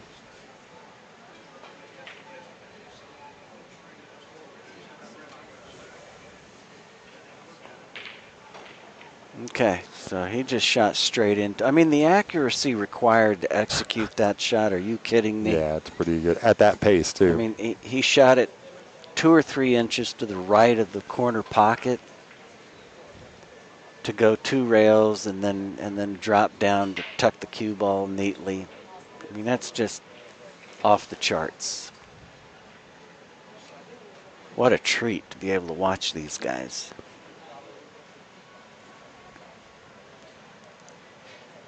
I think he's banking the 2. And sticking the cue ball. Sticking the cue ball, Nothing absolutely. wrong with that. Didn't get rewarded, but still. I don't need a replay on that one. No, I wasn't looking for the replay. I didn't bother saving that one. Can't save them all. And you're saving the whole thing, so if you really want to see it, yeah, you go back on YouTube and watch it. I wonder if there's some tools that you can acquire that you can slow-mo streams and whatnot. You have to be able to replay them at various speeds, right? Mm-hmm. Just as is. I think YouTube allows you to do that. I don't know. I mean, I think there might be a setting that says times 1, times 2, times 4, times 0.5. Look at you getting all techie. And the resolution, that's what I want to know. What is you like to match resolutions. Sure. Or more importantly, you like to match bit rates. Are you with me so far? Absolutely, sir. Okay. I have about 6 terabytes of streams I've recorded. Oh, very cool. And so I determined that I don't really need to match the bit rate or any of that stuff. I pick one and use kind of an optimum amount of storage size because they can get really big. If you have a get huge. Yep. 4 8-hour match, they can get to be, I don't know, 16 gigabytes or more. Yeah. So there's a suggestion for one called Wonderfilm Uniconverter. Oh, thank you. From Germany? Sayer Fun. Wonderfilm Uniconverter. Okay. Yeah, playback speed is definitely a thing. The quality is due to the upload depth. Thanks, Crypto. Just put them on YouTube. They will save it for free. Yes, indeedy. All right. Is he banking? The impossible bank shot? Where's his hole? It must be on the side that he's standing on. It most definitely is. Federer must have the other side. Most definitely.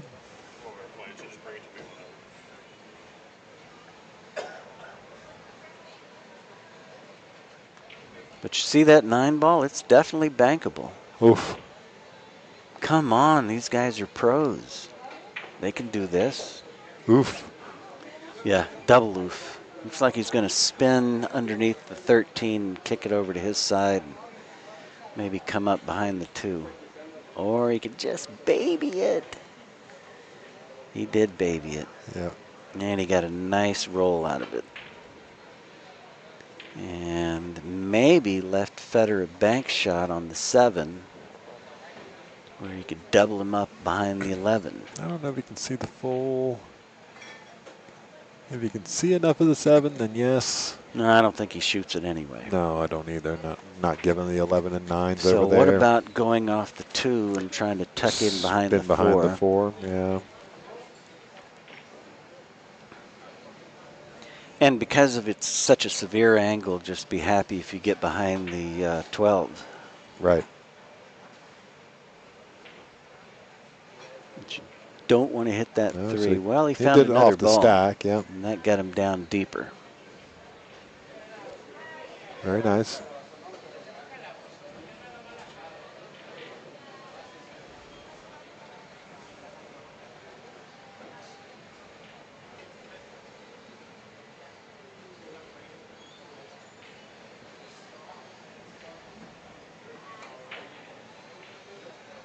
Yeah, I agree with you there. Art in the chat, battle of the best in the game.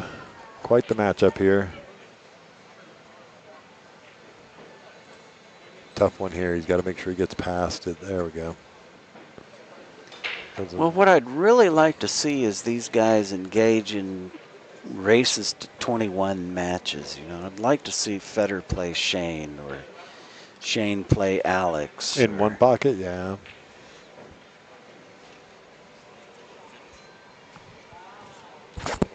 Tony.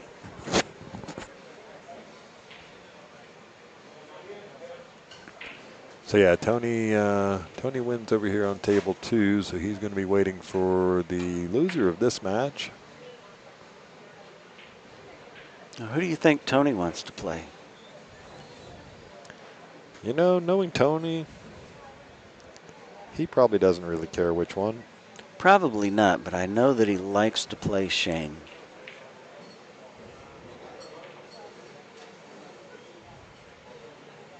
And I have a feeling he doesn't like to play Federer.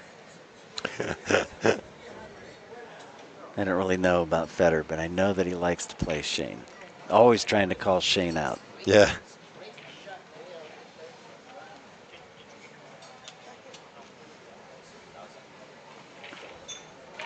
But I guess everybody is.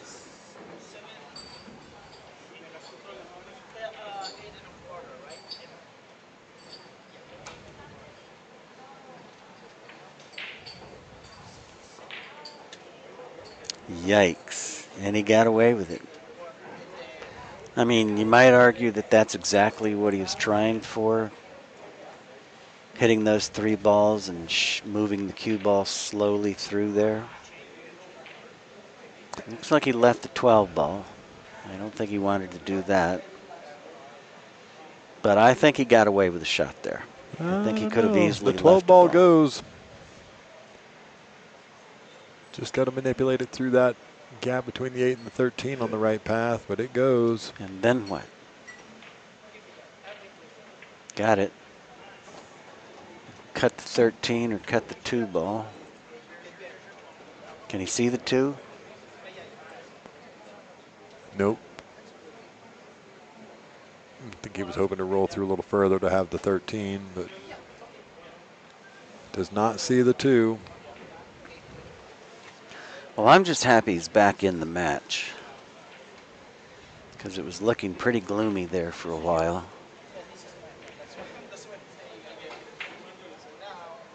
We want to see this match go hill-hill. And then the following, and then the following. Yeah. So we are going to get the next match today, which will be Tony versus the loser of this match. That will be the final match of the elimination bracket, and then tomorrow we will play the finals. I believe it's going to be at noon.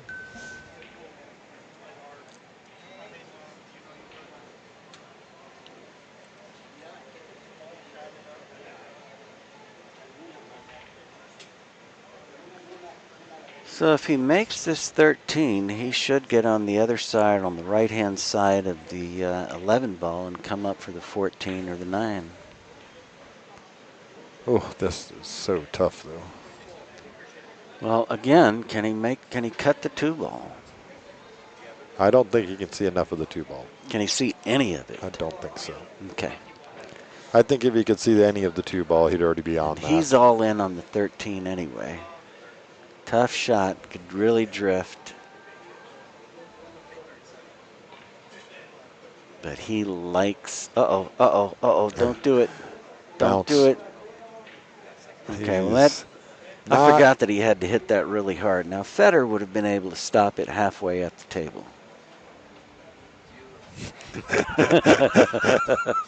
You know how Federer can hit a ball and drive it a significant distance, and the cue ball just barely. Did you not see the 2 ball that he shot with power in the first rack and go around the table, the 3 or 4 rails, and he got all the power he needs as well, sir. I agree with you, though. Both these guys just have otherworldly. No. Okay, I just don't want to see it. How many times has he gotten fortunate this game? Well. Oh, but Federer did too, so it all works out. It all balances out. Sorry, my scoreboard. And again, tongue-in-cheek with Federer being able to move the ball half the distance and still make it. Although with greater accuracy, if you don't hit that cushion, you don't have to hit it that hard. That's very true. What is he doing? Okay, up behind the 2 ball. Yeah. See, that's a 1 pocket shot. That is a 1 pocket shot. Except he didn't really get behind it. Right. He intended to. Here's another feather, trying not to leave a bank shot. Just easy to the rail. Yeah, just kind of like that. Can't see the 2. Can't bank the 7. They might go back and forth like this for a few minutes. Well, not too long, because at this point he's leaving bank shots. Oh, he's looking at the combo bank? Yep, must be.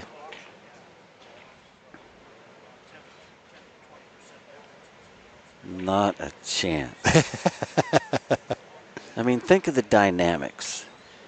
The 8 ball's going to be sliding, so it's going to gear the 3 ball with left English. He's just going to try to keep it out of the pocket, so he has to overcut this. Overcut it.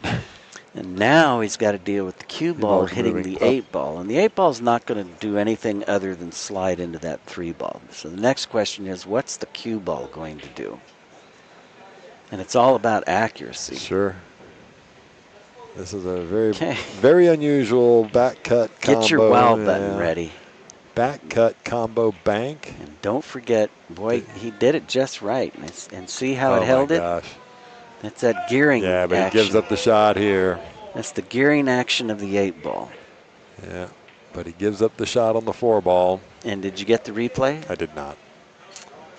Okay, we're going to have to do some replay training. He didn't. Where's he going? What are you talking about? This is Shane's pocket. Is he going to get on the 8? Oh, yeah. Play the combination? Or play the combination, either one. I think he can get on the 8. Tempted to break the 15 He might draw back for the 14. No. Can't do that. Okay, so he's going to play the combo. I don't like this at all. Well. You think he meant to do that? Yes. Well, I think if he gets past it, he's okay as well. Okay. Yeah, do you go under or over this 8 ball? Playing for 4. Oh, the 5 must The go. 5 goes. Okay, so we're really back in this match. 3 more. Playing for 3. Doesn't get difficult until after the 8. Need a good angle. Yeah, I don't know if he's going to be super happy with the angle here, but 2 rails in or 2 rails out. I'm going in. Perfect. Perfect, just like that. Look at that. Look how close he is to the ball. Look at that position. Playing for 1. Roberto's just green with envy. Man, that guy controls the cue ball Quite well. a good shot there, Mr. VanBoening. Okay, 3-2. We're back in it, and Shane is breaking. And Shane is breaking. So I'm So going to leave you for a Federer's got to second. like it. I need to run to the restroom. I'll be Hurry. right back. We're gonna lose our replay. Okay, score is 3-2. Tony is waiting in the wings for the loser of this match. See if Shane can freeze that cue ball on the rail this time. Pretty good amount of spins, so it's going to be close. It's up at the 3rd diamond. Hard to do better than that. Pretty much took away the draw shot. About a finger less from the rail, real close.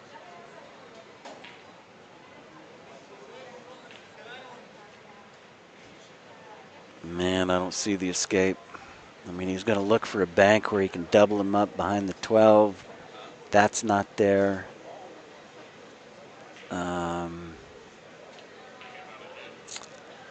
Maybe feather the 11 and come up into the 2 and not leave a shot on the 3 or the 9. This is a point in time where maybe he shoots a Scott Frost shot and rolls him down to the upper left-hand corner, or even to the middle diamond on the rail and says, go ahead and shoot.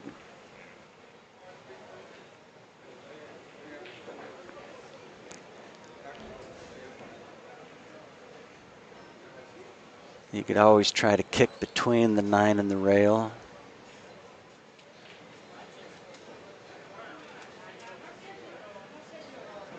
Boy, he's hitting, he's winding up. Wow, so the play is to just stick the ball behind the 1. And the bonus was to be able to knock some balls out of there and put a ball on his side of the table. So all in all, an excellent shot. I mean, considering where he was at, that's unbelievable. Just a little stick shot behind the 1, and he's safe, you know. Now Shane can push balls to his side of the table. Not sure what he's looking at. I guess he could bank the 11 into the stack and go 3 rails. I don't like that. Maybe just bank the 11 to his side and come back into the stack. Or leave it right there. I don't think he wanted to make that. No. Let me get caught up here. Okay, so Shane executed a really good break, and then Federer followed with a stick shot behind that 1 ball and moved all the balls out. So it was just a tremendous answer. I didn't see anything. I was ready for him to take a foul. So beautiful, beautiful shot on Federer's part. So Federer shooting into the bottom left, I'm assuming. And nobody has any balls yet. Nope. Yeah, Federer's shooting on the same side that he's standing. Okay. Shane broke, and he broke to that right-hand side as we're looking at the table now. And here he goes again, shooting. I hate shooting and leaving the ball on this side on the same side of the stack as your hole. Maybe he sees something that's going to bank. Okay, so he cleared the 7 out and stuck him behind the 4 ball. So he's done that twice in a row and to great effect. Yep. However, Shane has a carom off the 15 with the 13. Kind of a free shot because Federer doesn't have anything at his hole. A really difficult three-railer because he's elevated at the 3 ball. You're looking at banking into the stack? I think he's just coming back into the stack. He keeps fooling me. He keeps just rolling to the rail and leaving it on the rail. Federer keeps answering.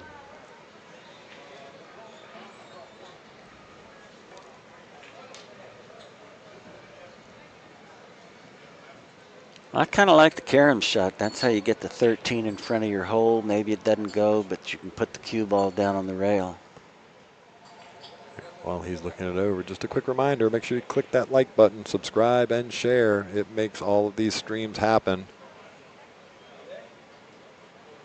Makes it easier for us to keep it as a free stream for you, get more equipment, get better stream going in the future. We really appreciate all of the support from everybody out there in the chat land with the amazing super chat donations. How many viewers do you have? Let me click. I can click over there and look real quick while. Versus likes. So right now we are currently with about 1,900 viewers. It's twice as many as yesterday. That's we don't have that many likes. We've only got 399 likes. What? Well, that's better than it was. So at least we're into the triple digits. We'd like to get into the quadruple digits. Yeah, you guys make sure you're clicking that like button for us. Again, makes a big difference. It will help continue this stream to get better and better. Or dislike. It's all the same. Go ahead and dislike it if you want. What is there to dislike? Come on, John. Well, don't they count the same? It's attention, right? Of course. It's a click. But I would much rather have people liking the stream. And if you don't like the stream, let me know. Ooh. Everyone's a critic. I can take constructive criticism.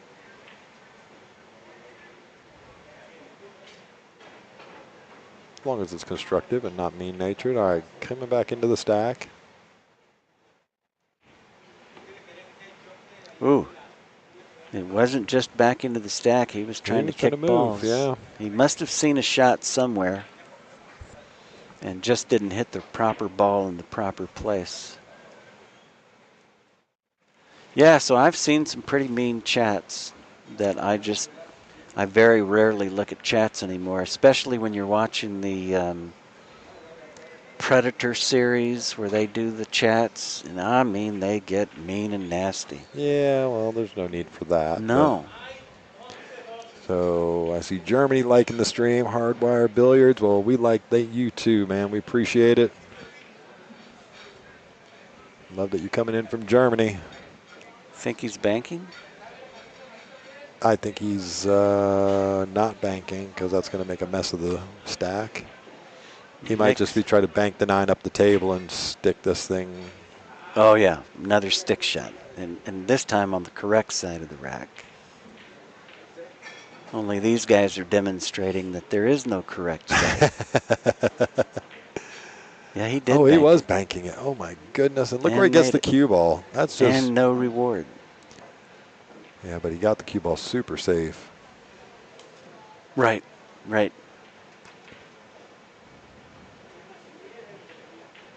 And could have just as easily ended up a fraction to the right. And had a shot on the 11. Yep. And I think the 5-7 might bank. Well, I don't think. Tony swings at those shots. And this is where it's really important to look at the gearing and the throw effect and whatnot when you're looking at balls in the stack. See, that looks like it's going too low. Too low, right? But if you gear it with the 5 ball coming from the direction the cue ball is at, it'll hold it up and it'll spin it the right direction to hold the angle. Yeah, but boy, you're scattering a lot of balls doing that. Well, no, I'm not thinking about shooting from that particular angle, but maybe up there by the 12 ball or just below. Oh, right. Yeah, no, he's going to. No, not moving a lot. Oh, he's might be banking off the 2 onto his. Look at that. Okay, so look what he just did. We need a replay.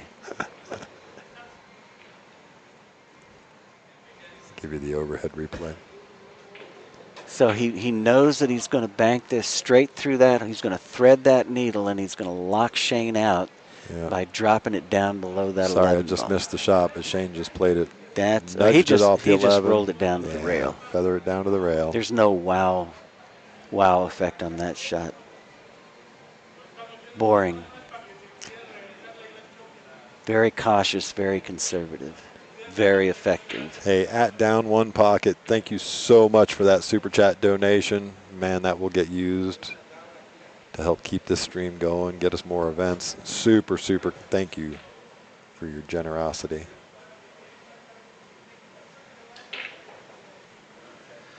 Dwayne, thank you for your good comments. We really do appreciate it. We're thoroughly enjoying the matches, as I hope everybody else out here is. I mean, how can you not? But great matches. Great company, John. Appreciate you, man. You talking to me? I was talking to you. Oh, thank you, Mike.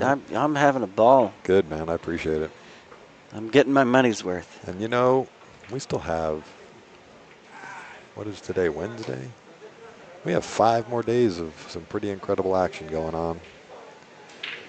Shane's just going to kick the 11 out of there, get down by Federer's pocket. Little stun forward shot. Yeah. Left it on the rail, so he takes away the draw shot. Triples up the 3-8 over there.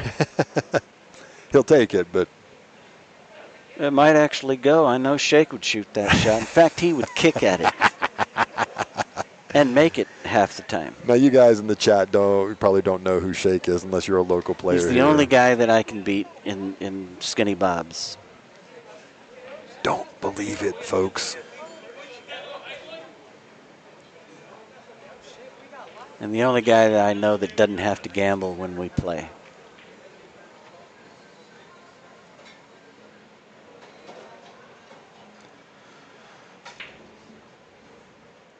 Yeah, that's unfortunate because those balls are going to stay there for a long time. For a long time. But they're nice balls to hide behind when you 2-rail, 3-rail a ball to your pocket, even when you bank, when you cross over. So they can be used to your advantage.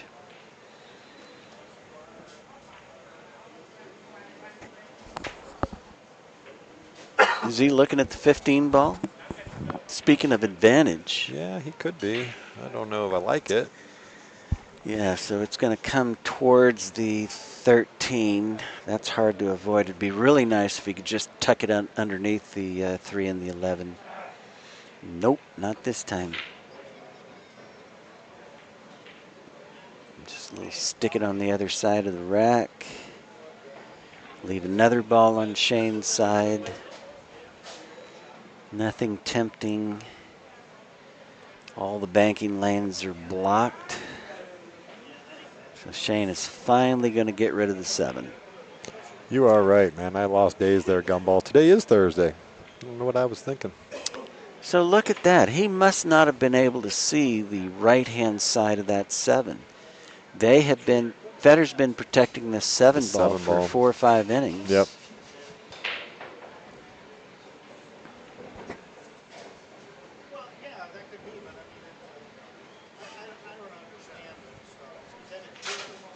I know everybody from New Jersey's hitting that like button.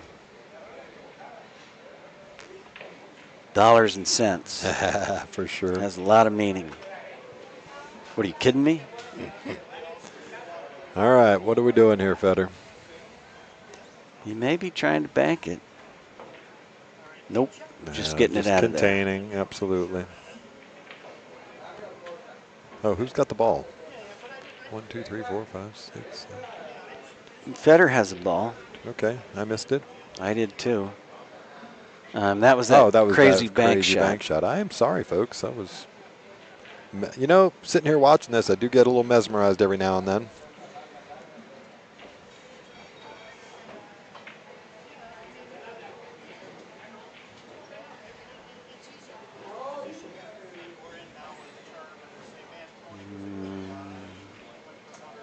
He might try to 2-rail it. His main intent is to get the cue ball back to this rail. Ooh. Got fortunate again.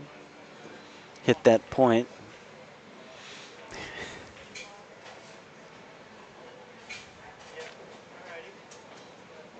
If only you could see the expression on his face. We need a roving camera to follow their expressions. Okay, so we're going up table finally. Up table. Not protecting that 7 anymore. And that's as it should be. I mean, we're getting down to crunch time. Shane did this once before. Nice draw. Use that 4 ball to slow down the 12. Probably drew it a little too hard. Hard to judge with a elevated cue. Yep. Well, hey there in the chat, Beth. Love seeing you in the chat there. Hope you're enjoying the stream too. So look at that skill level. Look forward Dropped to seeing it you down. soon at League Night. Greetings from Florida, Lefty. You are very welcome, man. We are having some fun. This game is definitely gone. What do you think? Are we going to get a wedge? All the way north. I don't know. I don't know if these guys. I don't There's think so these much guys play firepower. the wedge. They don't play the wedge. Well, listen, Nick Varner has firepower. Oh, no doubt. No doubt about that. Guy is a shot maker and a half.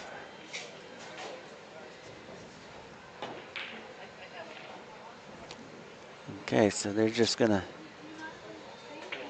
try to knock balls down up table and try to leave the cue ball on the foot rail.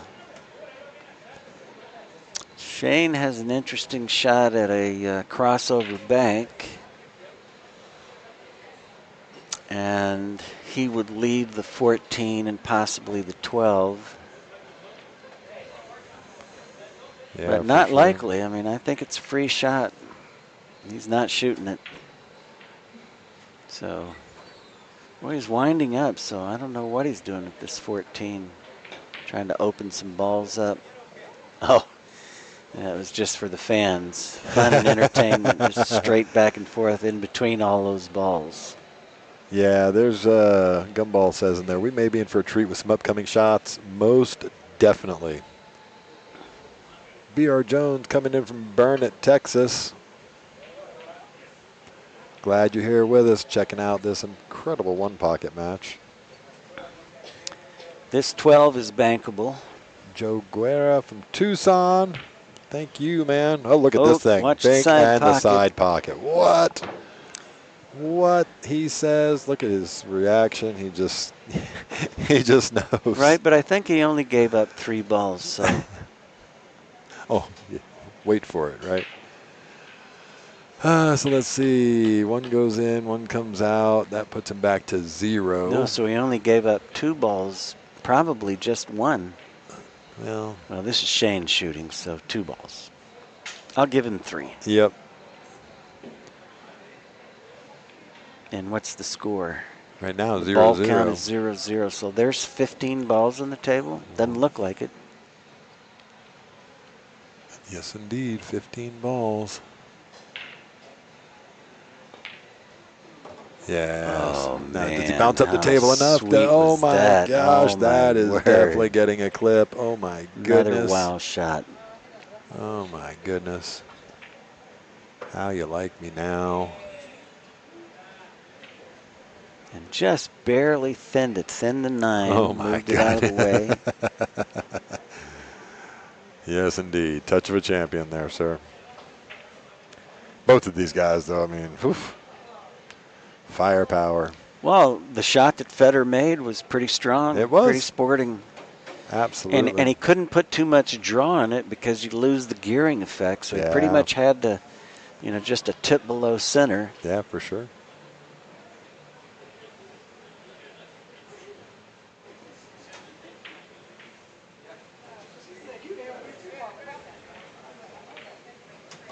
And it was a good demonstration of how you use center ball, a sliding ball, to put a gearing effect on the object ball rather than using inside English.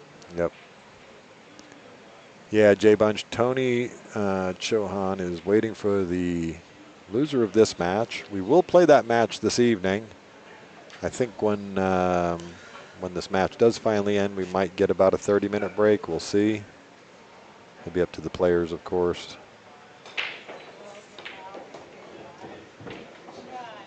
Firepower right there, folks. Firepower. Look at this. So good. Oh, my God. Just keep clipping, he says. Keep clipping.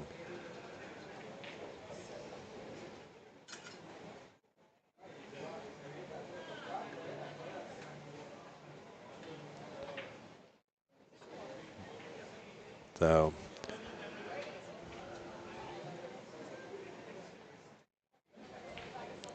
5-ball goes for sure. Just how does he get on to the next ball?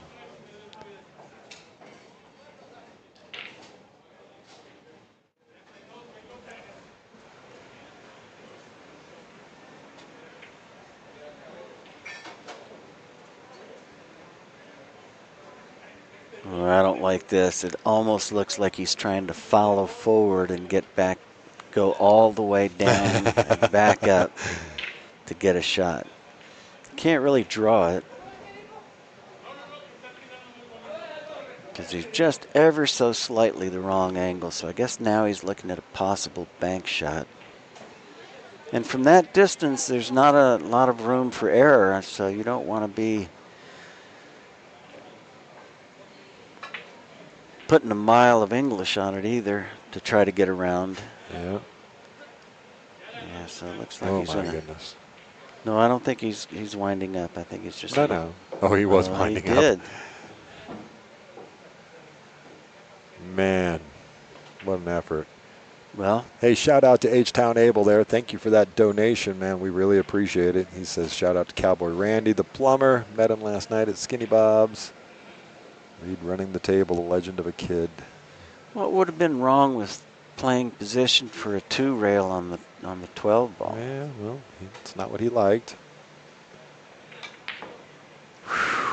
Boy, he tried to straighten that up so much. He really did, too. Oof. Power stroke 101. I don't think you could hit that any better, and it was a tremendous angle. I mean, it was almost out of the corner pocket into the first diamond. Yep.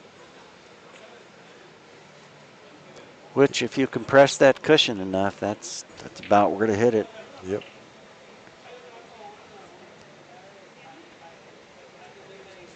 Is he going to bank it? I would think so. Looks like it. A lot of spin, a lot of outside English. Get that cue ball out of the way. A little soft. I don't like it. Way soft. He's going to be okay, though. Did he leave the bank on the 13, or is it too much for Shane? We'll see. I think it's very bankable, but I'd be looking for a 2-railer so I can leave the cue ball there. 2-railer on the 6-ball? It's not there. Maybe the 14. Then you leave a shot. I think he's shooting the 13. Yeah.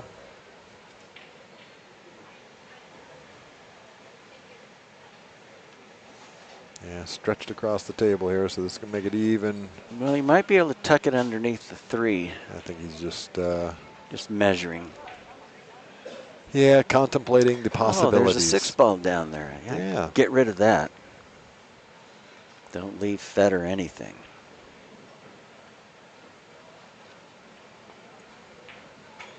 And put it on your side. Put it on your I side, like it. in a banking lane.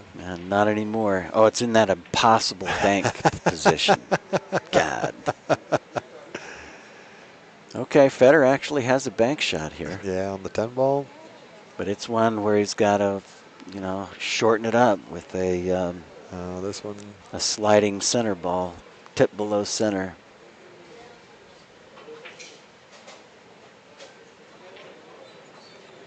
Yeah. You can accomplish the same thing with inside English, but from 6 diamonds away, where do you think that cue ball is going to hit? Right. A lot of people make that mistake. I think they can do that with just inside English, and looking at kicking in behind the 6-ball, or is he just looking at crossing the 6 over to his side of the table? I would think he's just crossing the 6. Well, it's easy to cross. Yeah, I think that. It's hard to bank 1 rail. How aggressive do you want to be is the question. Well, Tony might 2-rail it and kick it into his pocket. I think it's too far. I don't know. Way too I'm not going far to out. guess. Way too far out. We'll find out. Oh, he's going to two-rail the 8. It does go. Oh, yeah, around the back of the 6. Oops. So he cut it a little too much, but he didn't leave Shane anything. Can he make that 4 The ball? 4 ball looks like it goes. I think the 4 ball goes all day long. Okay, and then he gets shape on the 8, maybe. Or he runs into the 4, 2, 15. And He's definitely running into those. oh, I'm just looking physically at the table, not looking at the monitors. And the 4 ball most yeah. definitely goes. Belfast, Northern Ireland, beautiful part of the world. Cully number 1. County Cork. Cork. That's Cork Cork. in American. I know. How'd you hit it, sir? How'd you hit it, sir? Right down the pipe, he says. Like a champion, like somebody that's going to pull up to a Hill. Match. Now he's on the 13.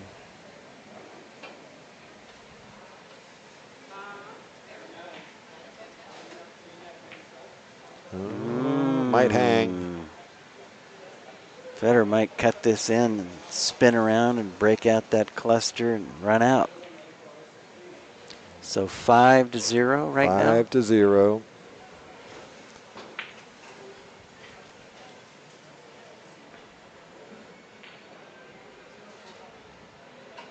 You're going to make this 10 ball and try and make the 13 at the same time in Shane's hole? I don't think so.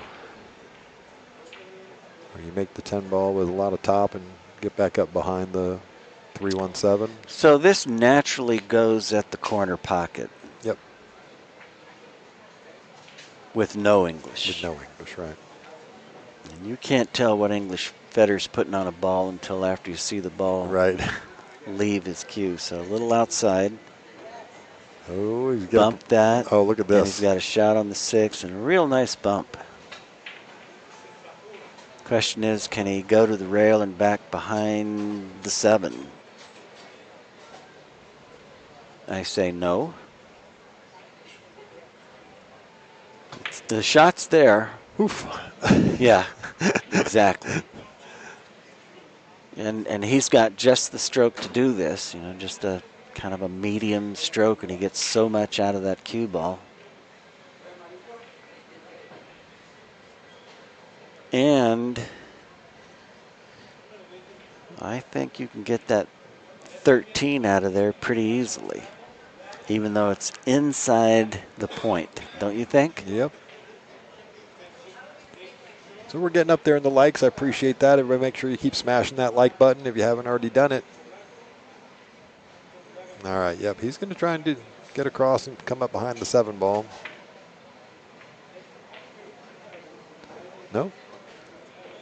Yeah, so might I hang think the 6, okay. I think you might be able to make the 13 in your pocket. Huh? Oh, yeah, inside. Point to point. Across the table. It's almost perfect, but the cue ball is a little too far to the left. Yep. Best thing to do is just nudge it in. I don't doubt anything after the 3 clearances he played yesterday, like that. And look at the top spin. So he does that intentionally. Hang on, ball. That is so unlucky. He intentionally puts the top on it so it stays down underneath the ball that he's digging out. So ridiculously unlucky. What a great stroke. Okay, so we got a match. 3 balls. He's playing for 3. Can't shoot the 8. Needs the 13, then the 6, and then back down for the 8. That's probably the right plan there. This is just control straight across the table. Just a little draw stroke. No English. However, he's going to have to put some pretty good draw on this to get underneath the 8. Too much. So maybe go for the 7. Or you could follow through the 6 with a lot of top like he's looking now. So and get up behind the 7 ball. He doesn't have enough angle to get below the 8. 2 rails? Yeah, he could do it 2 rails. I think he can get up behind the 7 as well if he wanted to, but No, the I 8's think the I smart think I one. think that's the shot. Is get behind the 8. No, he was trying to spin up behind Oh, the. he's behind the 1. Ouch. Ouch. Should have listened to you. I mean, Mike, I agree that it was in the easy 2 rails behind the 8. Natural. Don't put that on me, man. Didn't I am have not to do second guessing anything. SVB's Well, he can choices of bank the 7, prowess. can he not? Can he see the 7? He can see the 7.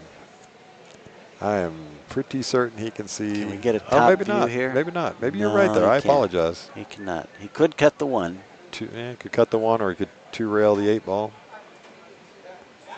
Oh yeah, I like that. Or maybe he can see enough to cross the 7. I'm not sure. Yeah, it's too much of too thin of a cut though. Yeah. You've got to really turn the cue ball loose. And have to nuke it. I don't mind nuking the 1, but he really can't get right English on it, so I think he's going to duck. Yep. Yeah, more of a doink.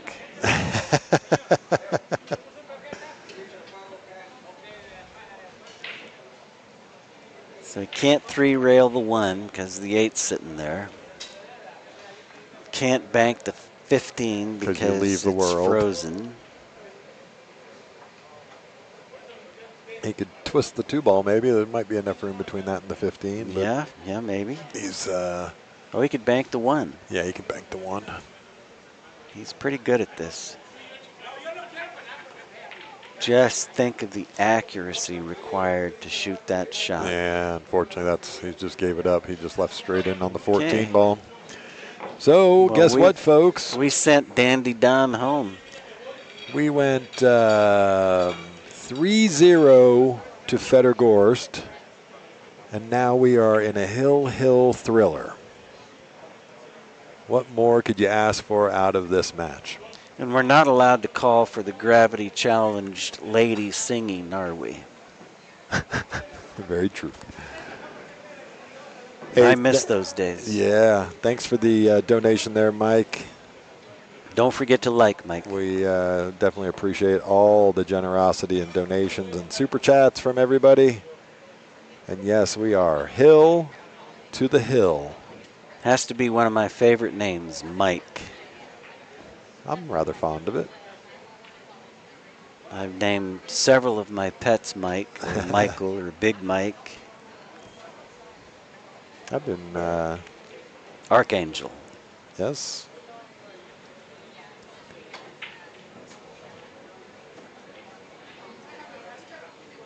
I think Well, that was a really good break again. And now this time he's not frozen to the rails, so Shane's got a little bit of cue ball that he can operate with. Yep.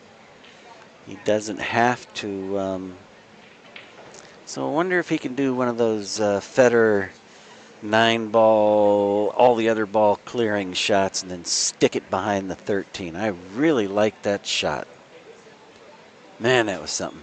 So it's funny you talking about the Big Mike name, and BR Jones in the chats, Big Mike LOL. So everybody at the golf course used to call me Big Mike. And well, at 6'4", I think so. And after I lost 85 pounds over the last 12 months. Oh, my word. I now get called Medium Mike. After? Yes. 85 pounds? Good God. So that's 300. I was just slightly over, yes. Mm. So yeah, now the joke at the golf course is now I'm Medium Mike compared to what I was. I'm still tall, of course. Wonder if I could do something like that with the name Bastrop. Strop.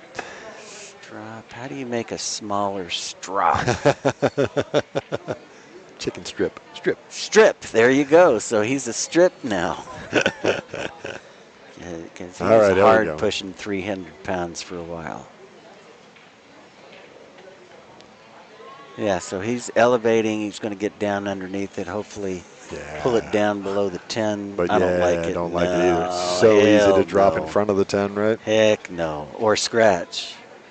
Captain Mike is the one I go by most of the time there, Jay Bunch. I don't know why he's not shooting Federer's shot. Yeah.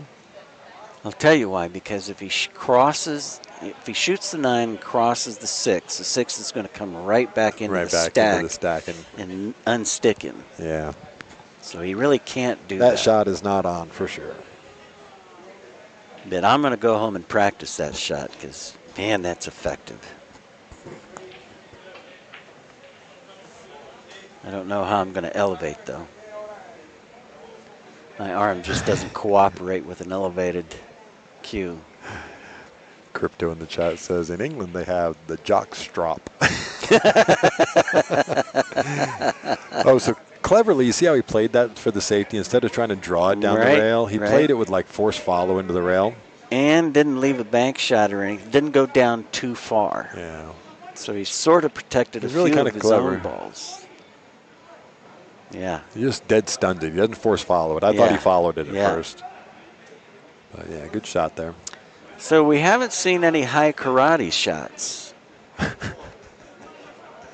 You know what I'm talking about? I don't think I've heard the terminology of. So a high karate is like the 5-ball. If you shoot that hard with inside English, it will high karate and come off the rail and come back to the rail and stick right there. You're talking about the cue ball? Yeah. Oh, yeah. You typically use it when your cue ball is at the other end of the table. No, I play it. High karate a ball out of there. I've never heard it called high karate. It's I play the shot all the time in 3-cushion, of course. Who's the guy that always did commentary with Billy and Cardona? Really funny guy, boxer. Yes. Great straight pool player, great one-pocket player, and a hoot to listen to. Yep. So he called it high karate. Is he going to get a little nudge? Yeah, a couple of nudges. Nudge, nudge, wink, wink. Okay, so he's left a bank. I will go back to agreeing with Jay Bunch there. Can always call me Captain Mike. That's the safe one because no matter what, I will always have that moniker. It's a nice bank, too, because he's a finger off the rail, so it's easy to cross it. I don't know what he's tapping the rail for, other than maybe that's where his cue ball's going to touch. But it should be a nice free bank. Oh, I know. He's worried about his next shot. Oh.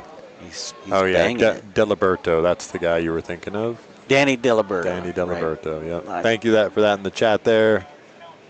A couple of people answering that one. The name escaped me for a second, I'm sorry. Yeah, Danny and Johnny Irvolino, great players from the past. And sad to say, Billy Cardona is kind of a player from the past. Yeah, for sure. I never thought of him as being old, but I guess I have to now. Yep.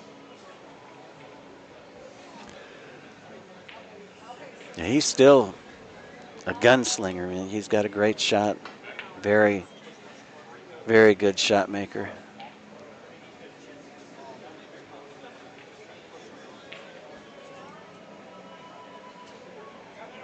Okay, so we get to see Federer's banking skills. Looks like he's hitting it low, so he's going to draw it back. Kind of a free run on it. Well, does he draw back for shape? Yep. Yes. Yep. Just didn't quite get the... He's an Efren class one-pocket player. So I would roll it in and roll the cue ball down to the other side and hope I get the ball in front of my pocket and maybe hide him behind the stack. But drawing back for shape is just not in my arsenal.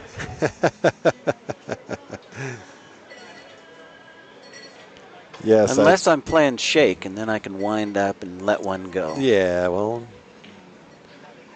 then he's going to run 3 and bank kick combo one on you. And I've learned a lot from playing him. Yeah, a for whole sure. lot. Shane going to go 2 rails with this thing? How accurate do you have to be? A lot more accurate than... and not even necessarily for the make, just getting it to his side of the table. He's just going to play the duck on it. Smart move. That's a lot to ask, except if you look at it, all he's got to do is get on the other side of the 3. Yeah, this is just as good. I don't... I was just presenting the option. And it's better.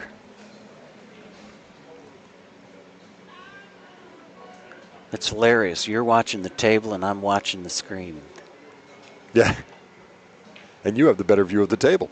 I do. And actually, I can move this down for you. You don't even have to do that. but I can't see that far. So he's going 2 rails.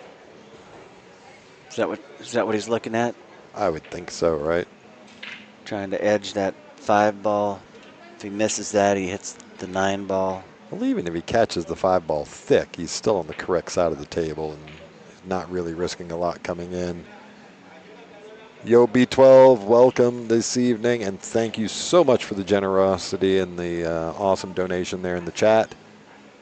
Always appreciated to anybody and everybody willing to donate to this stream and help us grow it even more.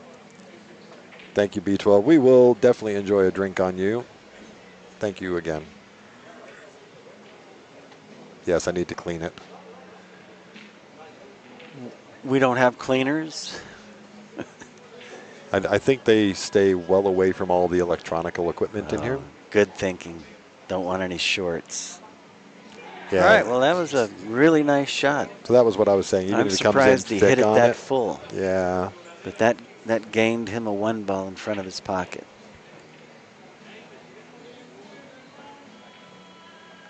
Now, was this off of Federer's break, and how does that 9-5 look? 9-5. It's not there for that carom shot that you're talking about. Well, maybe off the 13.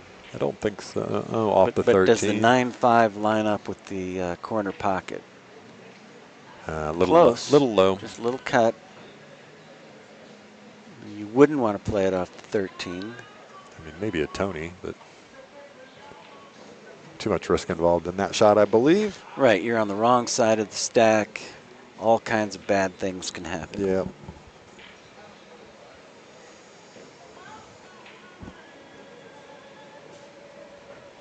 Yep, ugly, ugly, ugly.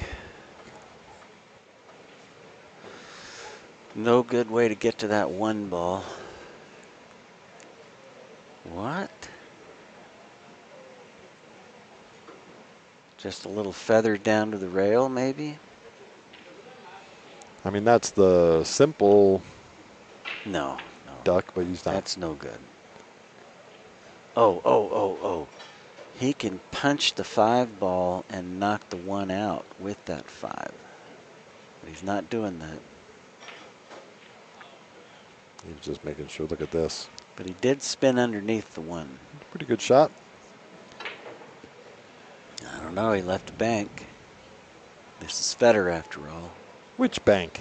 The 1 ball. Come on. It's that impossible bank that you guys like so much. And That one is actually impossible. Here it's a natural gearing action. No. Yeah, by the time it gets all the way down there, there's no gear effect. True that. Okay, so the next option is to kick the 9 into the 6. I don't really like that. That's scattering a lot of balls up in that area, right? Well, and not knowing where the cue ball is going to go. There's no catcher's mitt to catch the ball. Yep. I do like kicking the rack higher and going down table with the cue ball.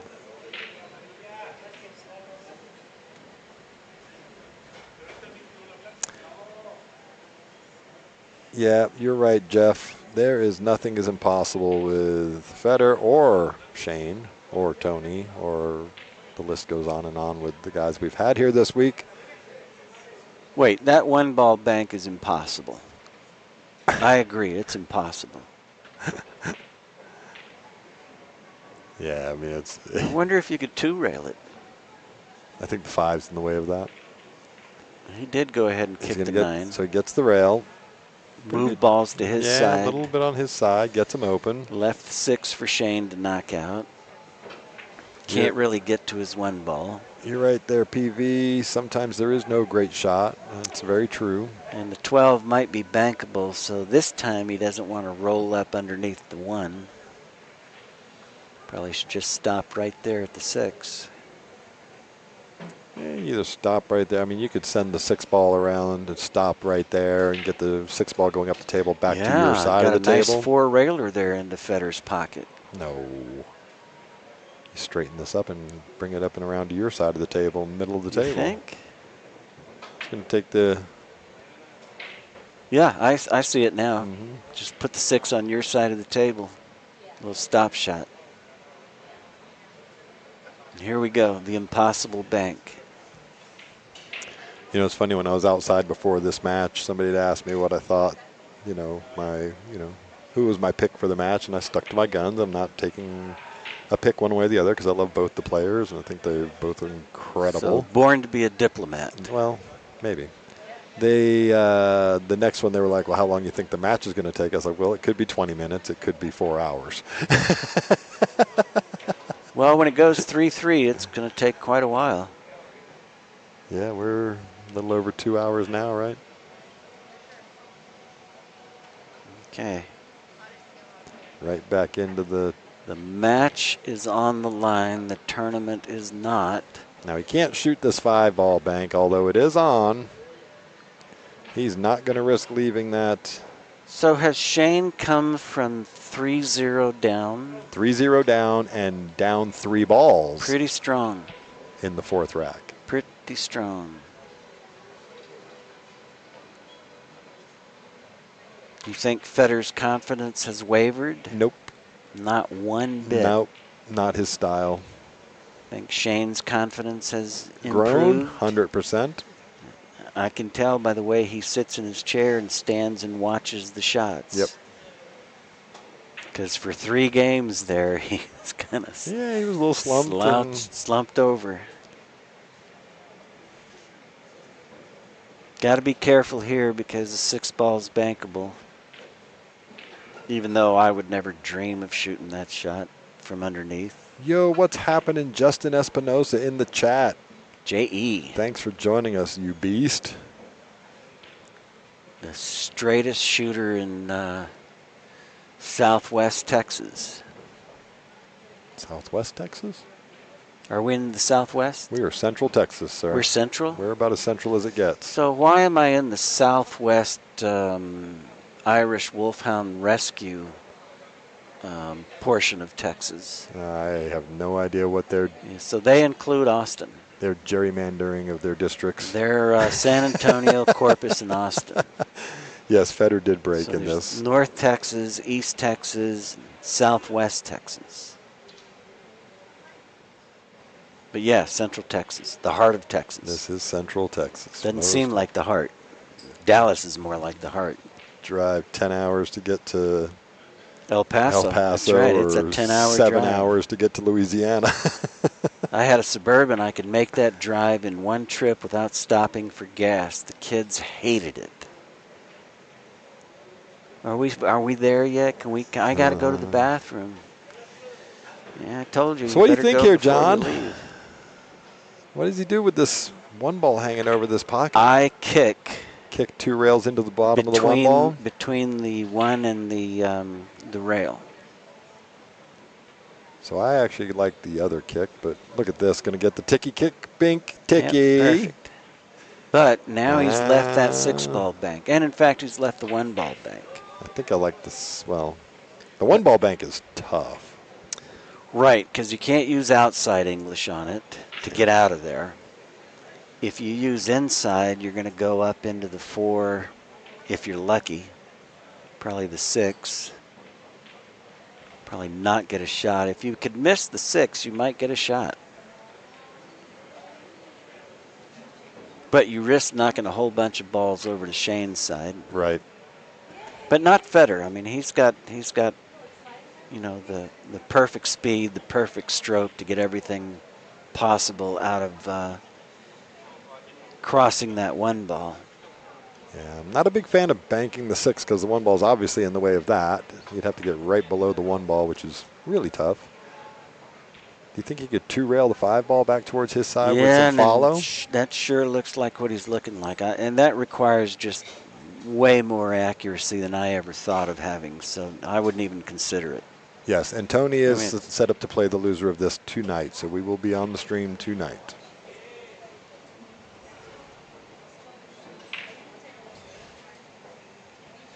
Just so you know, I was told.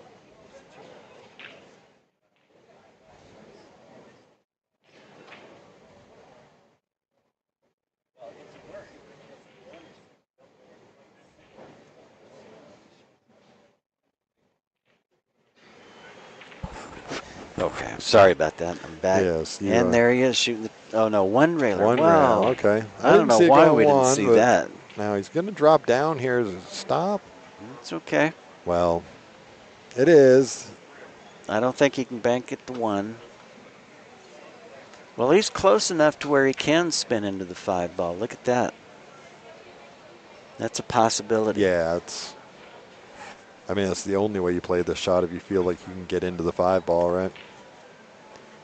You're still risking just thinning the 5-ball and The leaving only it. risk is not hitting that 5-ball. And I don't think he's even shooting at it. So, B12 answering your question, yes. The loser of this will play Tony Chohan. The winner of that match will be back in for the finals. So, yes, the loser of this is still in with a chance. Save the replay.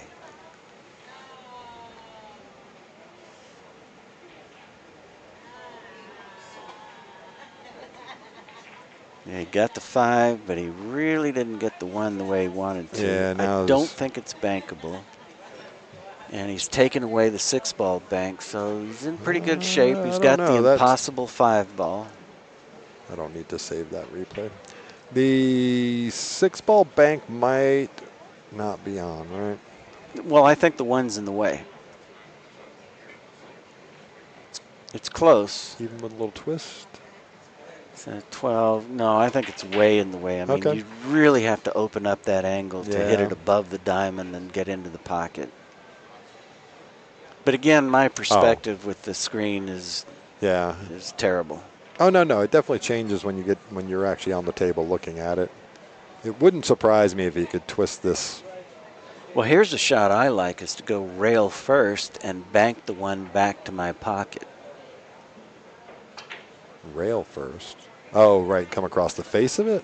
Yep. Yeah. Tony shoots that all day long. Tony shoots without even thinking about it. Federer's looking at it right now. Yeah, just show you the overhead. Dial it back. There you go, and there's where you shoot. Yep. That's perfect. That's perfect. Put a little piece of chalk up there. And, okay, point at that. Lick it. And put a little spot there. Hold on to it. Move the coin underneath there where you want to hit it.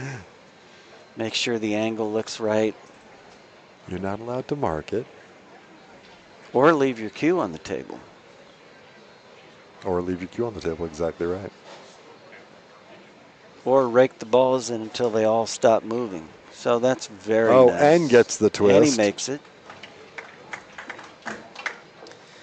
So I don't really understand the twist other than when you hit rail first, that's it's going creating to impart the left English on it. It's not anything he did. It's just naturally doing it because of the cue ball's angle. By hitting that first rail. Yes.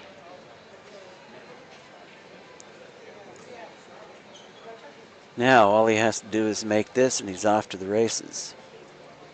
But the good news is for Federer is Shane no longer has a ball in front of his pocket. So no matter what happens here, he's accomplished that much.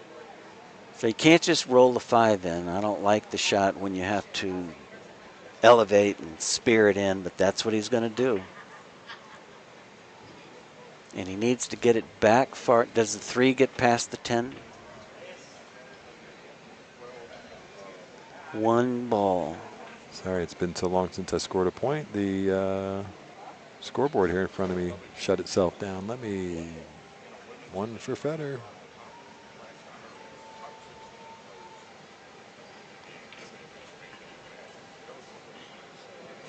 Oh, he did roll it in. And cleverly put the cue ball behind the 3 so that Shane didn't have anything. He wasn't cleverly nothing there. Pull the other leg, sir. He just missed. Well, does Shane have a back kick or can he shoot straight at it? Yep, back kicked it.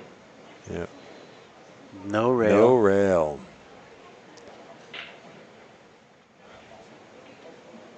Shane's looking for a coin. Yeah, there's one under the cushion. Federer says, here, I'll put one up for you. You don't have to look for it. Both of them eyeballing each other. Shane didn't want to put one up, and Federer said, "Oh yeah, Shane was trying to. I was watching. Maybe was maybe he standing catches a right rail. there." No, yeah, he was right on top of it.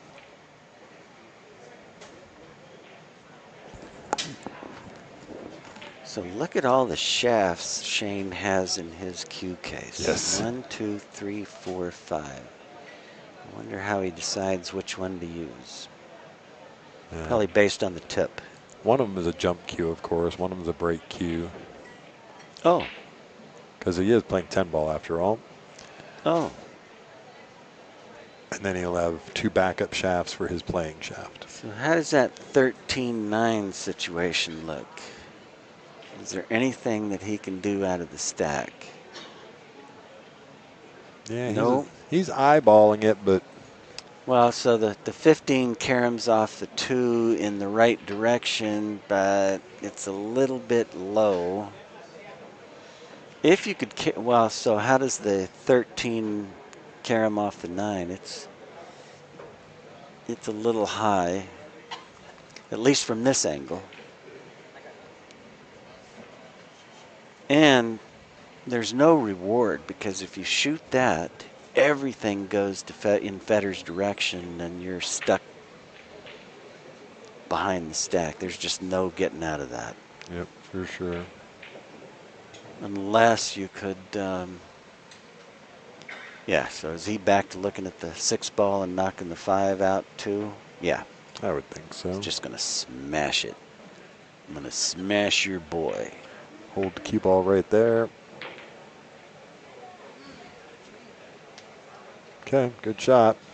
Do you watch UFC ever? Conor McGregor and a little bit. Khabib. Yeah, a little bit. Nurmagomedov. What a great fight. Yeah, I was about to cancel my Paramount stream when they announced that UFC was going to be on there. Yeah. A couple of really good nights the last couple of weeks. Got the straight bank on this 15 ball. And he's going to follow through. Yep. To get on the 10. Yeah, the 3 doesn't go past the pack into Shane's pocket, so it's. Shane can definitely make. Oh, Shane can't make the 3 ball? I don't think the 3 does not go.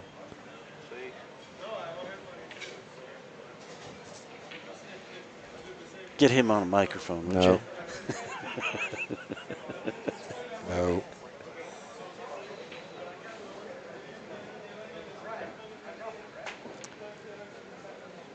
Yeah, the 15 ball was the bank there. He just didn't get enough either angle or a little bit of spin on it, but.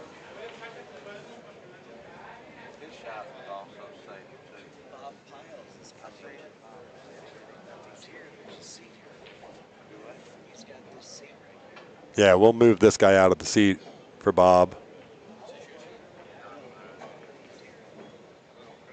You want to go find him, John? No? Okay. Yeah, maybe. Anyway, Shane just trying to figure out what he's going to do with this cue ball. Well, there's only one thing. He's got to clear the 15. He doesn't have a shot. I suppose he could bank it and drive into the stack and hope he doesn't leave anything. No, he's not doing that. He could use the 10 to clear them both. Very risky. I think the easiest thing to do is to shoot your stick shot, your rail first stick shot, and drive the 15 into that stack. I think that's what he was looking at when he was and trying to see move where them all the in that move direction. them all up there.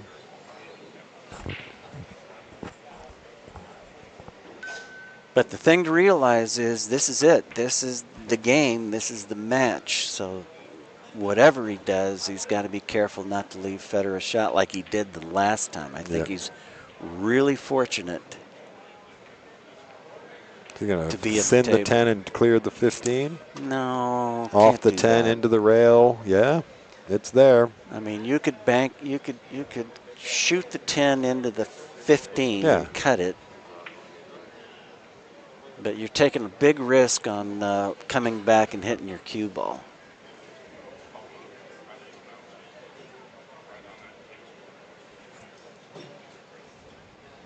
You want me to write him a note? You want me to write him a note on how to shoot this shot? I'm sure he would love you too. 10 ball, cue ball into the 15. Not a chance. Not now. He's playing the kick and stick now. That's the one he originally looked at.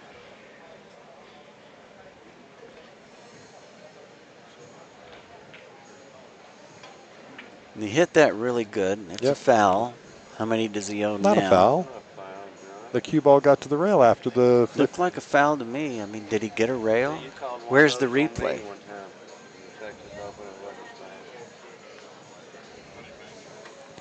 Watch the cue ball after the 15. Tongue in cheek. Oh. You don't have to show me. LD's here.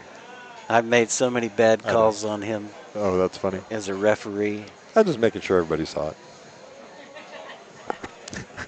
His opponent would be shooting a rail first and have to hit in between two balls, and it was, as far as I'm concerned, if the tie goes to the shooter. Look at this falling right in the pocket. Feathers that 4 ball into the stack and just falls right into the pocket of the 13-9.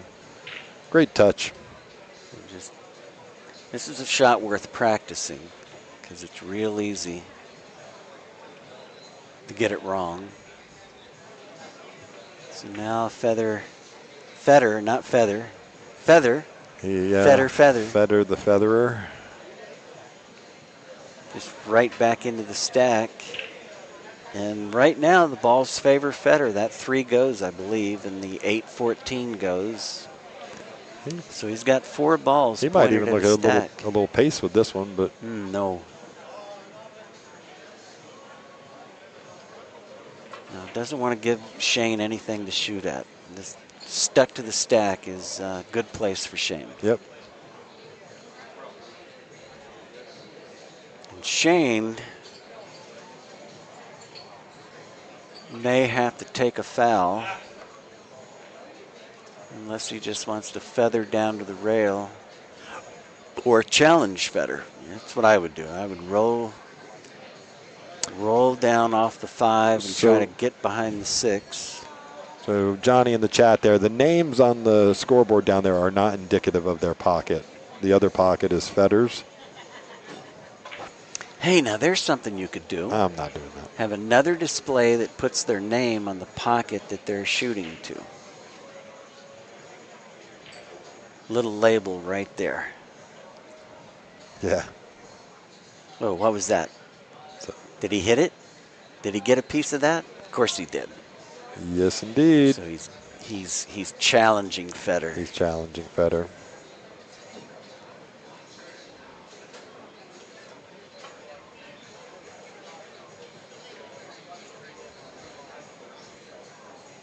Federer's going to challenge him right back. Just roll the 6 in and say, here, cut this 5 ball. And that's going to be a big mistake because Shane loves that shot. That cut back on the 5. Gumball, they definitely know the coin is on the rail. That pocket the coin is in front of is Shane's pocket, who doesn't have any balls down. Federer is shooting into the bottom left pocket as we look at it.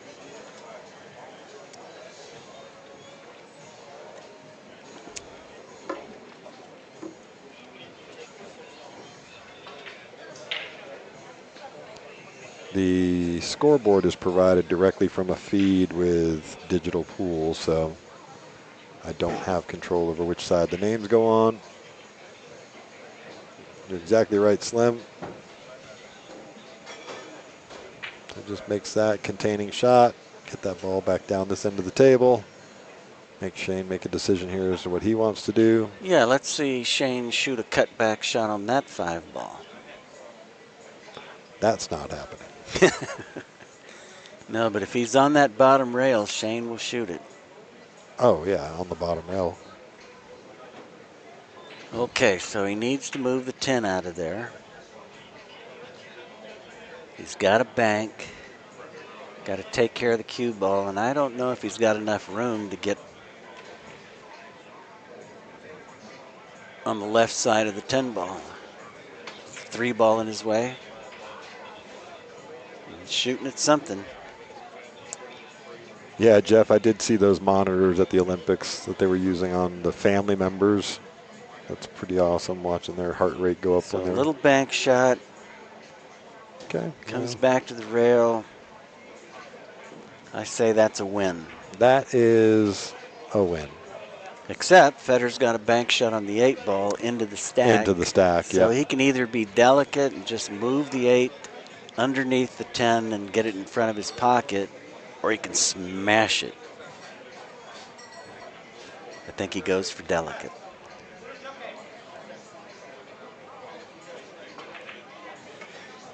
And only because he's on the rail. Right. I mean, otherwise you could hit it pretty firm and take the cue ball down by the 5 ball and open up the rack towards your pocket with this shot. Yeah, and not going to do that. And just so everybody knows, it is a race to 4. You can see the number 4 next to their names in the scoreboard. That is indicative of how many games they need. So he's looking at a carom shot here. Caroming the 3 off the 14 and taking the cue ball into the stack. Yeah, if he hits right there, he'll go into the 2 or the 13. The problem is the 14 is going to go into the 7 and disrupt all of his plans. So I'm not sure I like this. I mean, I like it. It'd be a very creative. The problem is the 14. What's it going to do to these other balls that he's trying to hide behind? Sure.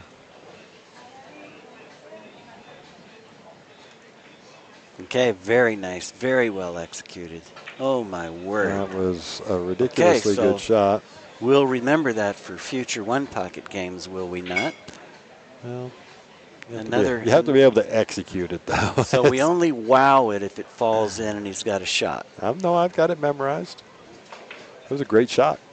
It really was. And so the reason the 14 wasn't a problem is the carom was going to be really thin. Yes. So the 14 wasn't going to move very far. There wasn't a whole lot of energy. Disrupt his balls. Yes. Not a whole lot of energy being transferred. And he's fully aware of all of those details. I'm only aware of it afterwards.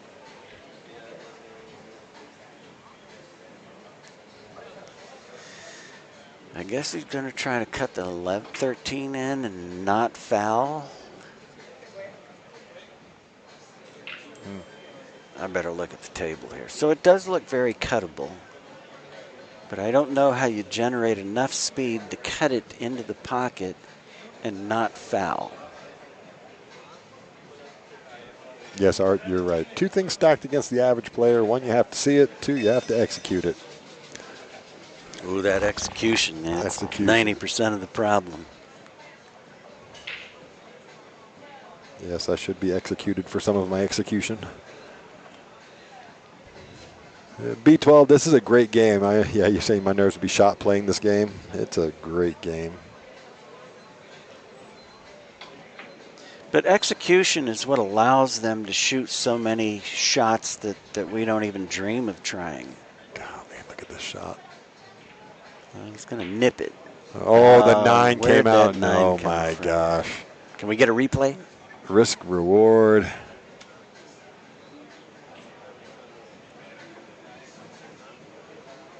And does Federer have a shot? Well, he should have seen that.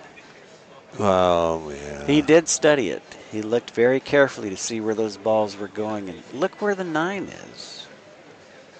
Okay, so does Federer even have a shot? He can cut the 13. Whoops.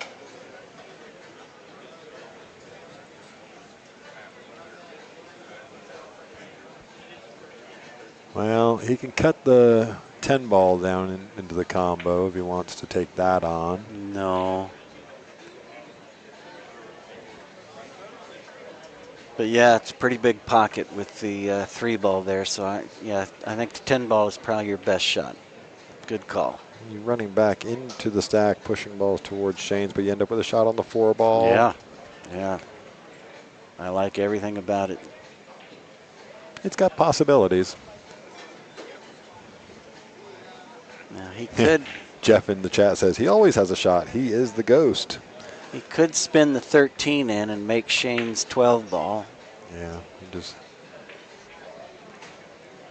He had to take a quick 2-minute. He's back at the table now, getting his glove on. Yep.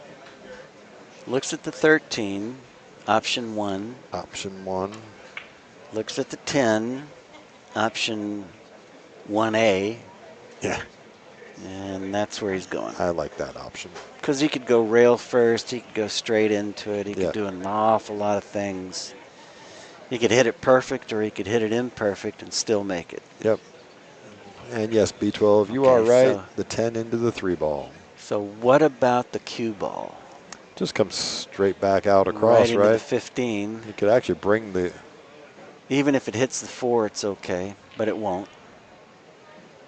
Well, ultimately, you probably want to run into the 11 and give yourself the 4 ball, right? Or make both and be dead on the 9 ball. And they got really fortunate. He made the 10 and the 3. Made them both, and I think he's got a shot on the 9. No, not from that grimace. And look at Shane. If he does not have a shot on that 9 ball, that is about as unlucky a roll as it gets, right? Top view. No shot. Got a combination here. I don't think he can even spin that 9 ball. It's close. Jim Lattermill asking, he's new to 1 pocket, can you jump? No, you cannot jump in this game. Well, you can with your playing cue. Not with a jump cue. You can with your regular playing cue, of course. Usually a distance jump, not the short jumps, which would be really nice. Maybe even for this shot. And Federer is the world's best jumper, so you would have seen him jump by now. He is one of the best for sure. Well, he's shooting the 9. Yeah, he's going to have to spin it a little bit. With a giant grimace on his face. He's taking a look at the 14-9, I mean the 15-4 combo. This is for all the marbles. He checks the ball count. Yeah, he's got 3. He's playing for 5. What does he shoot after the 9? Does he cut the 4? Does he bank the 13? Bank the 13, right? Ew. That's like shooting a straight-in shot for these guys. Right, but the 9 isn't shooting a straight-in shot. No, it's not. Controlling. It's like a combination. Now he's looking at the 15-4. Option 2.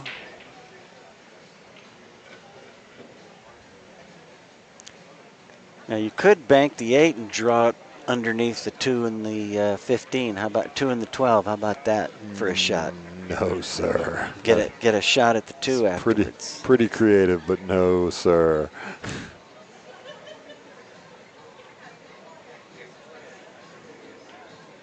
Is he going? So he's shooting the combination. I mean, there's nowhere for him to duck right now. 10-4 combination. Right, because of those 2 balls. If there was only 1 ball. I mean, I shouldn't say that. He can duck. He could kick in behind the 2 ball and just try to nestle in with the 12 in Shane's pocket. But that's not what we're getting here. Oh, so you're saying he doesn't have any choice. He has to shoot this combination. Well, like I said, there obviously is a safety, but it's a risky one at best.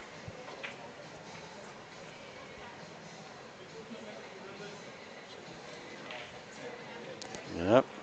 Yeah, that's and Shane was practicing his masse shots, so it's going to be trouble. You know, even if you tucked him behind the 15, he'd masse it out and knock that 15 in. Okay, counting his balls. He needs 8. Shane needs 9. Oh, he owes a ball, so he needs 9. Thank you. Somebody's paying attention. I did neglect to have it up on the. Yes, but you knew. I did have it in my brain. Okay, so Jen will probably try to break that 13, or do you leave it? I don't think he's going to try and break it from here. I'd like to open up. I'd like to tap the 4 and open it up. Not Shane.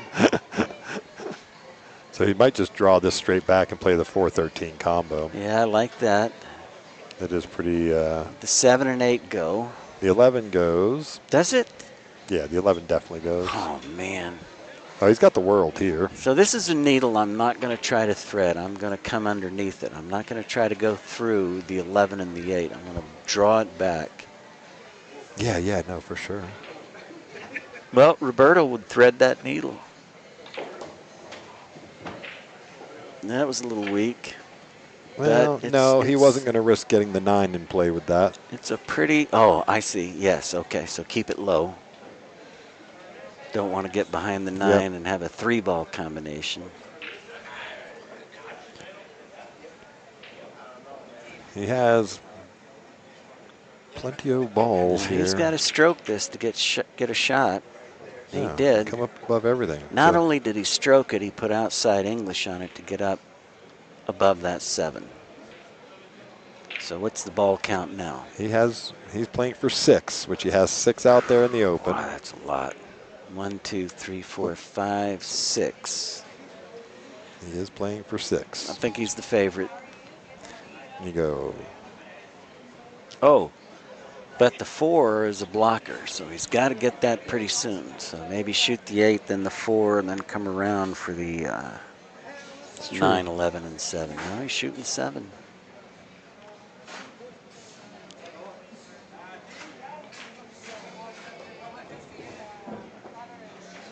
And that's interesting. So he's going to either go back for the 6 or come back about where the 8 is at to get on the 4. This is dangerous because he could get behind the 11. I mean, I think that 4 blocks. Oh, you said the 9 goes. Well, it doesn't with the 4 now. Oh. It did go at the 11 goes, I said. Well, it must, because otherwise he'd have gotten the 4 out of the way.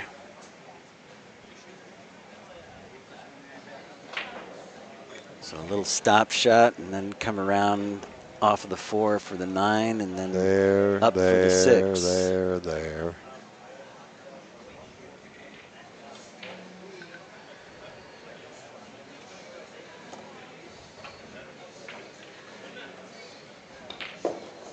Power stroke. You. Didn't like You're asking for it. And Yeah. I don't even know if he can. I think he can see the 4. You can look right at the table there. You can see the 4. So you know what you could do with those circle numbers? Mm-hmm. You could put their score on top of their pocket.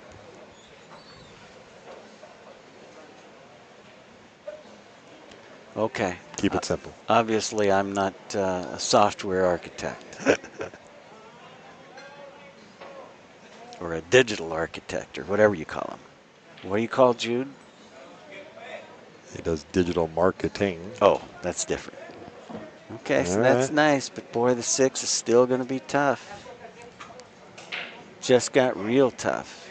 Oh. So what do you do here? You roll down, you pocket the 6 and roll down to bank the 9, and don't miss the 6. Shane's playing for 2. He put 7 down in his tray, but I hope He knows he owes one. I hope he remembers. There's a coin right there. Otherwise, he'd just be rolling the 6 in. So he knows he needs another ball. Yep. He looked up. That's a lapse in concentration, I think. There was some movement over here on his sight line. Nailed it. How do you do that? Yeah, but he needs one more. Right, one more. He's playing for 1.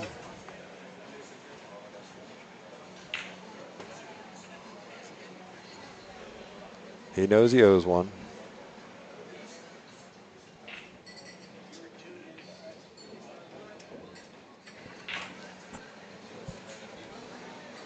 All right, well, he banks this all day long. All right. This is for the match.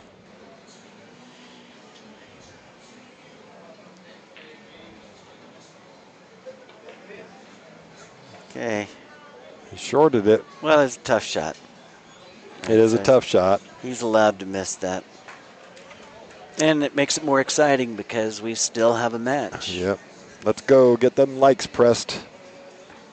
Gotta like this match. Oh, if you don't like this, you don't like pool. So Federer moves the coin out of the way. Yep. Got a bank on the 12, on the 14, and draw it back for the 2, and then draw it to the rail for the 9. And that 15-5 is lined up perfect to bank the 5 into his pocket. So that's adventurous. 1, 2, 3, 4. He needs them all. He needs them all. Yeah, perfectly. God, who banks better than that? Oh my word. Pocket speed, Playing for 4. position.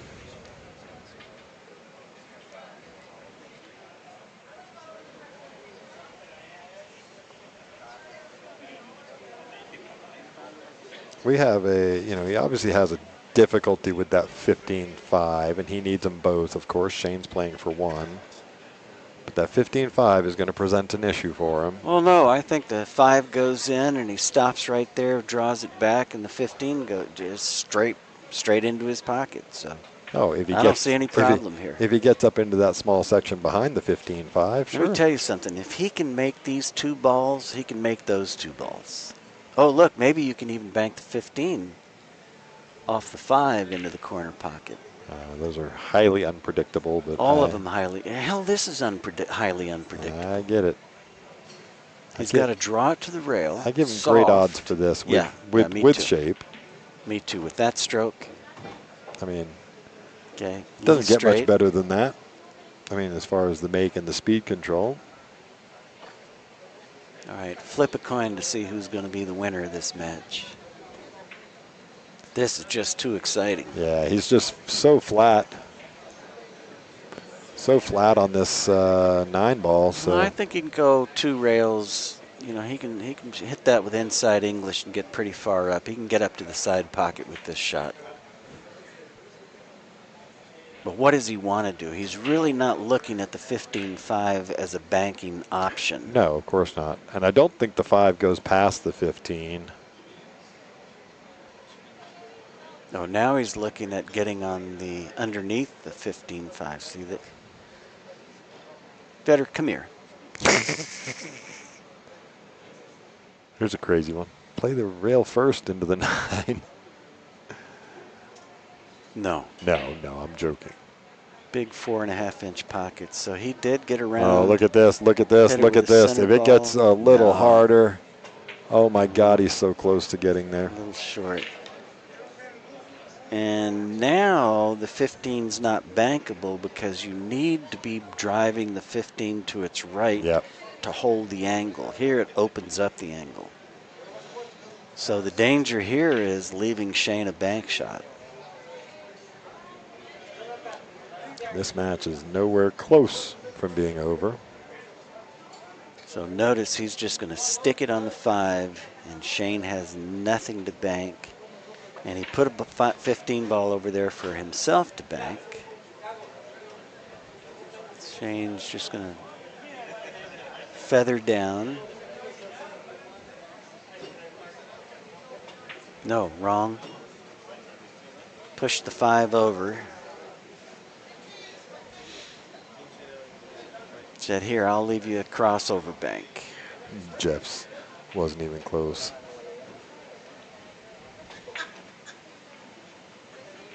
Yep, so just kind of tie those balls up. There's no bank, there's no 2-railer. There's a Tony kick bank. There is a Tony kick bank. I don't like it, but Well, it's a scratch shot. So yes. Even Tony couldn't shoot that. Now maybe tap it gently. Tap-a-roo. No need to move them and no need to get down on the foot rail because you leave a bank. So both those balls are bankable for Federer. And really the 15, well, it would be if the 5 wasn't there, but with the 5 there, it's a scratch shot. Yep. Yes, Federer is playing for 2. Shane is playing for 1. Now he might elect to leave Shane long. Nope. Mike Owens, if this is your first day watching One Pocket, boy, did you pick a good one. Well, what about this 2-railer?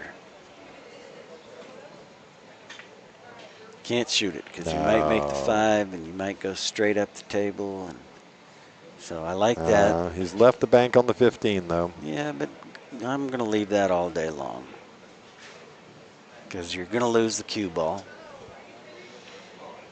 15 ball is going to get around your pocket, but not in. You think? And the cue ball is going to go 2-3 rails and leave a bank. So, and you need 2 and I need 1. So have at it. Shoot the shot.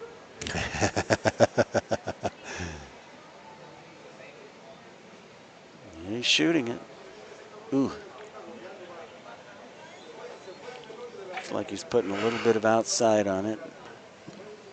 Oh, he was kick banking it, the Tony kick Oh, bank. the Tony kick bank shot, and he left Shane a cut shot and a bank shot.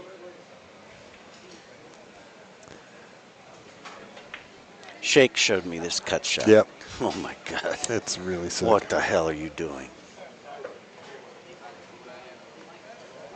I mean, it could be closer to the rail, and he shoots that cut shot and makes it. Yeah.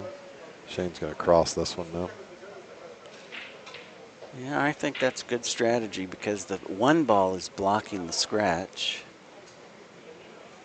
The 5 up there in the I'm corner. sorry, the 5. Yeah, no worries. Senility. Sorry. Pretty good shot there. Well, could have done a better job of moving the 5. He doesn't want to move the 5. He 15. needs 1. Oh, the 15. I see. I was going to say the 5 ball. He doesn't want to move that. He only needs the 1. I'm gonna reset now and see which balls are which. Nurse, we need some coffee in the booth. Okay, well, there's your 4 railer with a little high karate to leave the cue ball down there. With the cue ball. Oh, and there's the Tony 2-rail kick it into your pocket Kick it towards shot. your pocket shot. Is he playing it? Nah. No. Maybe. His name's not Chohan. Or is it Shohan? What do you mean? Did. Look out. No. What a Okay, there's a lesson to be learned there. brutal. Don't shoot any of Tony's shots. That is brutal. Because Tony's spent countless hours on those shots. And you've just watched him. It's Shane VanBoening. I bet you he spent some time on that shot also. Yes. Oh, no my doubt. gosh. What are the odds? odds? A turn of events. But the lesson is there's a possibility there. So when you just need 1 ball, do you shoot that shot? Right. And you get a ball by your pocket. Yep. So Federer needs 2. And we just saw him make this shot withdraw and get on the 15 ball. He actually had a tougher shot before because he was elevated. Yep. And the ball that he had to make next was right where the 15 is. Well, maybe a little closer to the pocket. And definitely closer to the rails. So, is that Jude? Where? No, not in the red shirt. No. Yeah. Okay. I thought the bowed legs gave it away. All that horseback riding he does.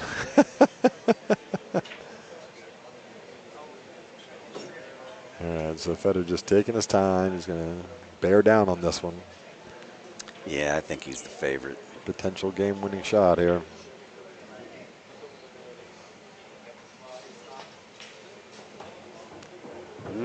Oh, he came up a little high on it. Now he's got a severe cut shot. The 15 is no longer an option. So we still got a match, and that's a hell of a cut shot on that 5 ball. So I seem to be able to get the balls straight when I'm looking at the screen, and I what's the term where you flip things over, the reading disorder? Dyslexic? Dyslexic when I look at the table itself. Now it looks like an easy cut shot looking at the table from this perspective, but here it looks really difficult. Well, you know, do you put a little draw on it to keep it out of the corner pocket, or do you just roll it naturally? He's lining it up though. Well, wow on. And then how do you get to the correct side of the 15? I think he's the favorite to make it, and he doesn't have. Well, wait a minute. He's got 7. Oh yeah, he has 7 now. He just needs this ball.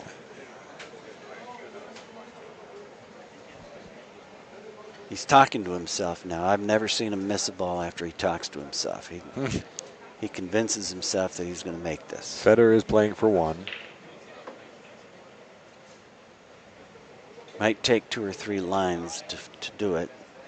Okay, so that's got his spot. Oh yeah, he's got to be just Work all those different lines out. The only thing bad that could happen is the side pocket. Or miss it.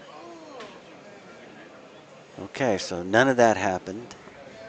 Never expected him to miss it. He can high karate this ball or just stop it. I've been dying to use that term the last 2 days. I love it that you got it in. No, he's not going to high karate it. He's not high karate it, no.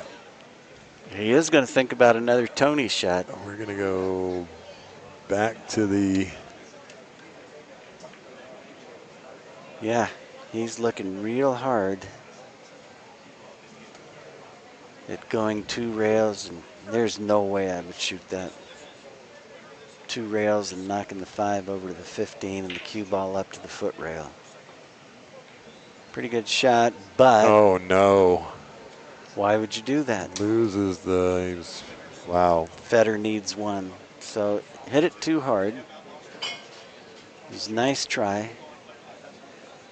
He's just warming up for Tony is what's going on. Shane has been warming up for Tony the whole time. He's going to show Tony he can do whatever Tony does. That was a very big error there. Well, and he needs 2.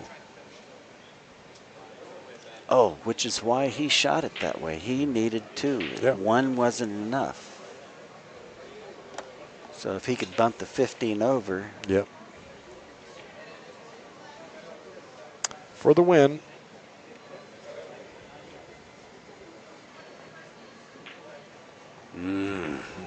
All right, well, we have a really fantastic match there, guys. Took a